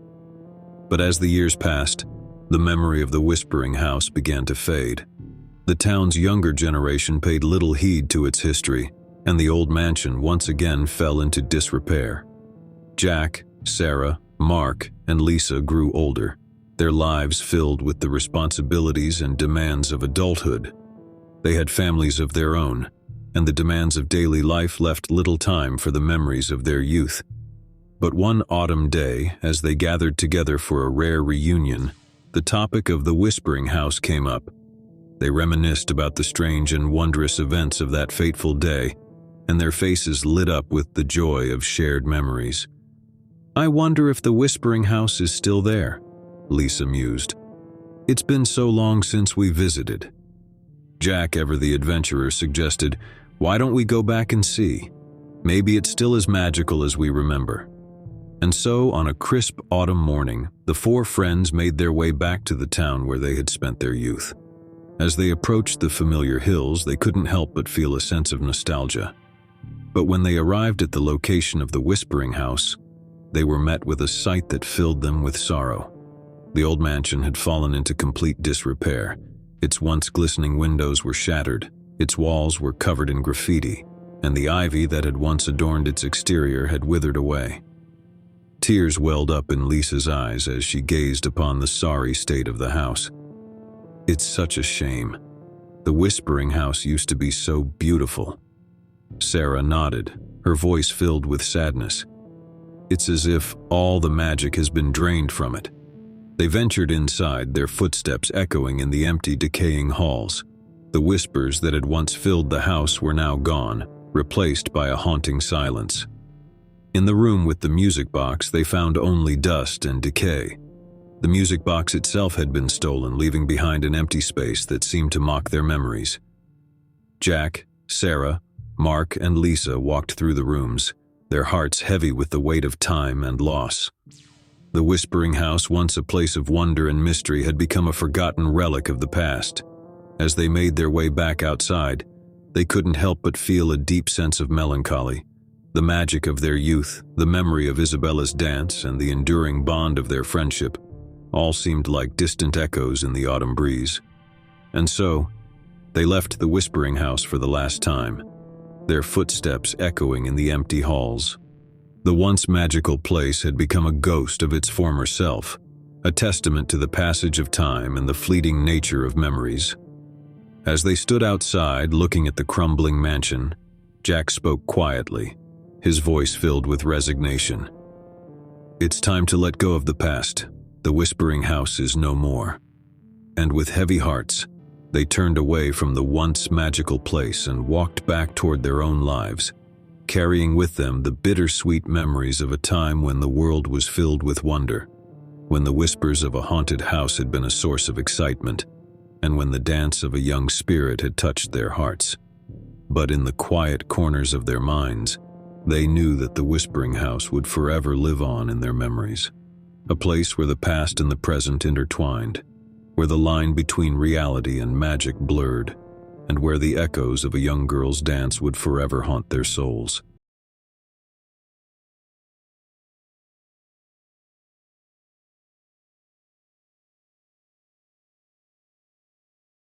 My dad was a priest and a servant of God. All others called him Father Antonio. And this is his story. Father Antonio had always been a man of unwavering faith. For years, he had performed his duties as a Catholic priest with devotion and conviction, but nothing could have prepared him for what he would encounter in the small Italian village of Rocca di Ombre. It was a cold and misty evening when he received a phone call that would change the course of his life.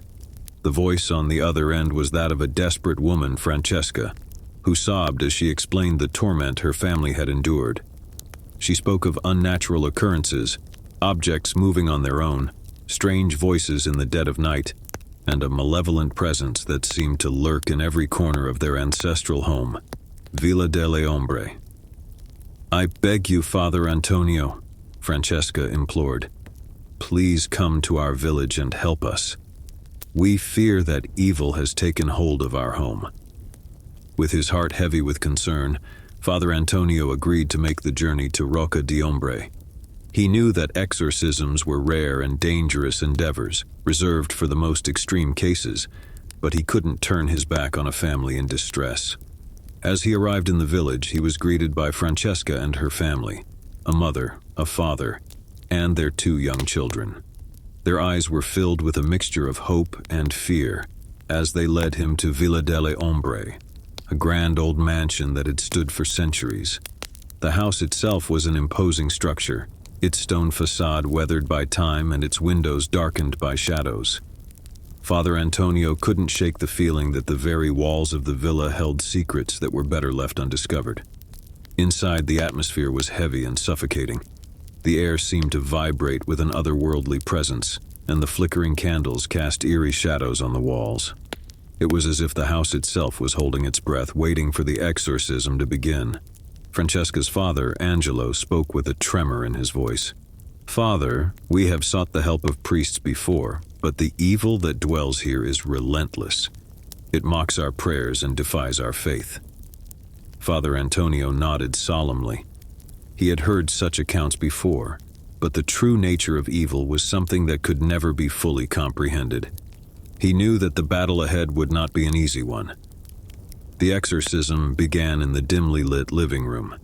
Father Antonio, accompanied by the family, recited prayers and performed rituals, calling upon the power of God to cast out the malevolent entity that had taken root in Villa delle Ombre. But as the hours passed, it became clear that this was no ordinary exorcism. The entity resisted with a ferocity that Father Antonio had never encountered before.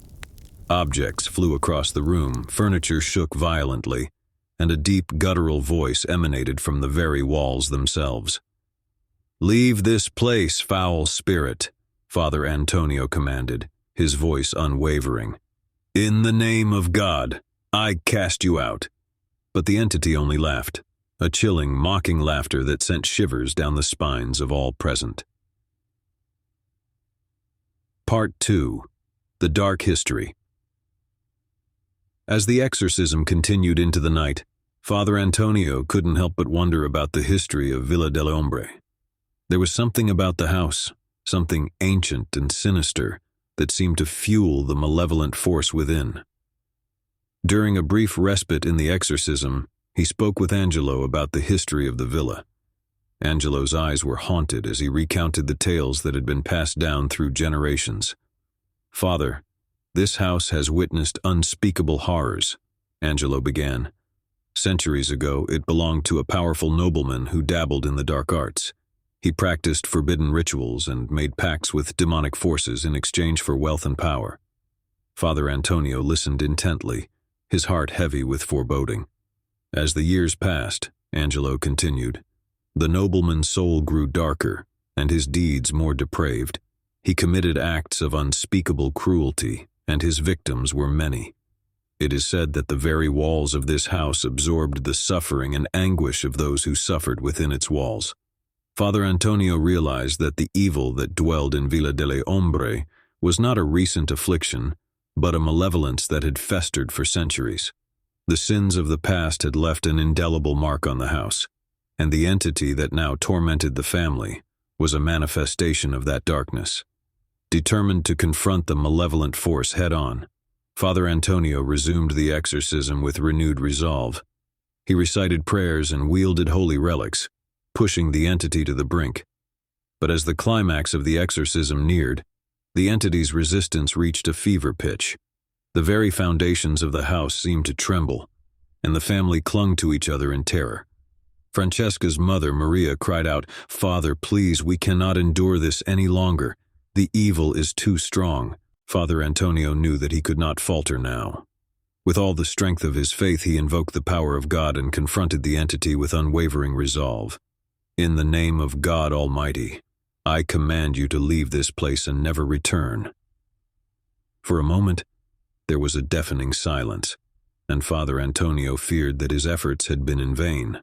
But then, with a bone-chilling wail, the entity was expelled from Villa delle Ombre, leaving behind an eerie calm.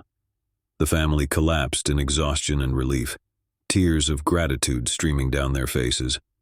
Father Antonio knew that the battle was won, but the scars of the ordeal would remain for a lifetime. Part 3. Lingering Shadows. In the days that followed the exorcism, Villa delle Ombre underwent a profound transformation. The heavy, suffocating atmosphere lifted, and the house seemed to breathe a sigh of relief. The family felt a newfound sense of peace and safety within its walls. But Father Antonio couldn't shake the feeling that the evil that had plagued the villa for centuries had not been fully vanquished. He knew that the malevolent force had been expelled, but its lingering presence cast a long shadow over the family. As he prepared to leave Rocca di Ombre, Father Antonio spoke with Angelo one last time. "The battle is won, my friend, but the scars of the past may never fully heal. You must remain vigilant and steadfast in your faith." Angelo nodded solemnly, his eyes filled with gratitude. "Thank you, Father, for saving our family. We will never forget your bravery and your unwavering faith." As Father Antonio made his way back to his own parish, he couldn't help but reflect on the nature of evil. He knew that it could take root in the darkest corners of the human soul and fester for generations. But he also knew that the power of faith and the resilience of the human spirit could triumph even in the face of the most malevolent forces. Villa delle Ombre would forever be a place haunted by its dark history, but it would also be a testament to the enduring power of faith and the courage to confront the shadows that lurked in the deepest recesses of the human soul. Father Antonio couldn't shake the feeling that the evil that had plagued the villa for centuries had not been fully vanquished. He knew that the malevolent force had been expelled, but its lingering presence cast a long shadow over the family. In the days following the exorcism, the family cautiously settled back into their ancestral home, Villa delle Ombre. The heavy, suffocating atmosphere had lifted, and a newfound sense of peace seemed to have taken hold. But peace was a fragile thing in the face of such malevolence. Francesca and her family tried to resume their lives, grateful for the reprieve from the horrors they had endured. They returned to work, the children to school, and the daily routines of life.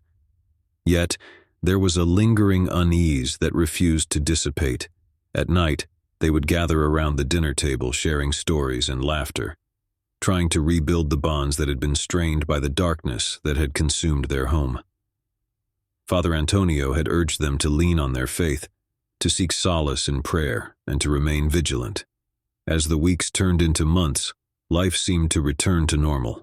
But then subtle signs began to emerge, whispers in the dead of night, shadows that moved of their own accord, and an unshakable feeling that they were being watched.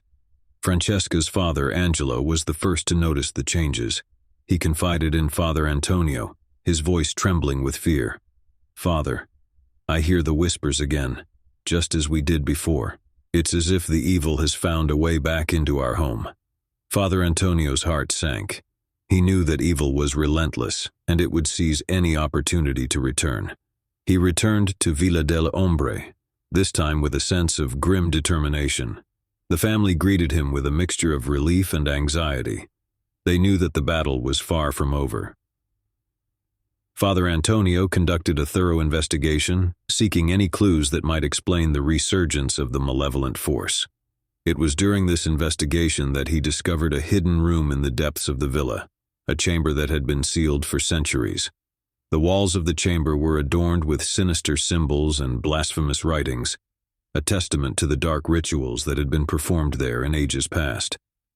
Father Antonio realized that this chamber held the key to understanding the evil that had plagued Villa delle Ombre. He consulted ancient texts and sought guidance from the Vatican, determined to confront the malevolent force once and for all.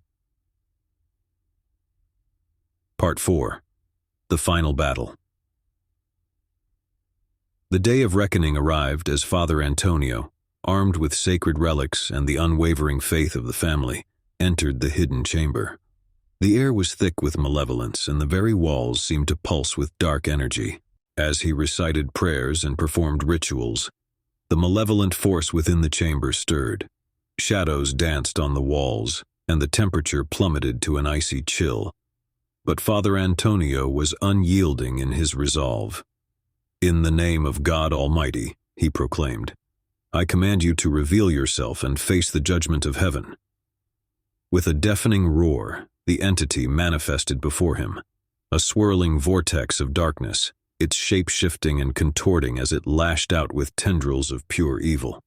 But Father Antonio held fast, his faith a shield against the onslaught. The battle raged on, a titanic struggle between the forces of light and darkness. The entity fought with a ferocity that defied comprehension, but Father Antonio's unwavering faith and the family's support provided a glimmer of hope. Hours turned into days as the exorcism continued. The hidden chamber became a battleground, and the very foundations of Villa delle Ombre trembled. Father Antonio knew that he was facing an ancient evil, one that had endured for centuries. With a final resounding prayer, Father Antonio called upon the power of God to cast out the malevolent force once and for all. The entity let out a howl of anguish, its form unraveling and dissipating into nothingness. The hidden chamber fell silent, and an eerie calm descended upon Villa delle Ombre. Father Antonio emerged, exhausted but victorious, to find the family waiting anxiously. Francesca and her family embraced Father Antonio, tears of gratitude streaming down their faces. They knew that the battle had been won, and their home was finally free from the malevolent force that had tormented them for generations. In the aftermath of the final battle, Villa delle Ombre underwent a profound transformation. The hidden chamber was sealed for all eternity, its dark secrets buried with it.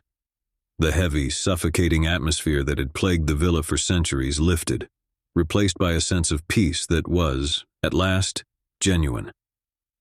Francesca and her family were forever changed by their ordeal. They knew that the scars of the past would never fully heal, but they were determined to move forward with their lives. Their faith remained unshaken, and they drew strength from their unwavering belief in the power of good over evil. Father Antonio returned to his parish, forever marked by his experiences in Rocca di Ombre. He knew that evil was a force that could never be fully eradicated, but he also knew that the power of faith and the resilience of the human spirit could triumph even in the face of the most malevolent forces. As he looked back at Villa delle Ombre one last time, he knew that the battle had been won, but the scars of the past would serve as a reminder of the enduring power of faith and the courage to confront the shadows that lurked in the deepest recesses of the human soul.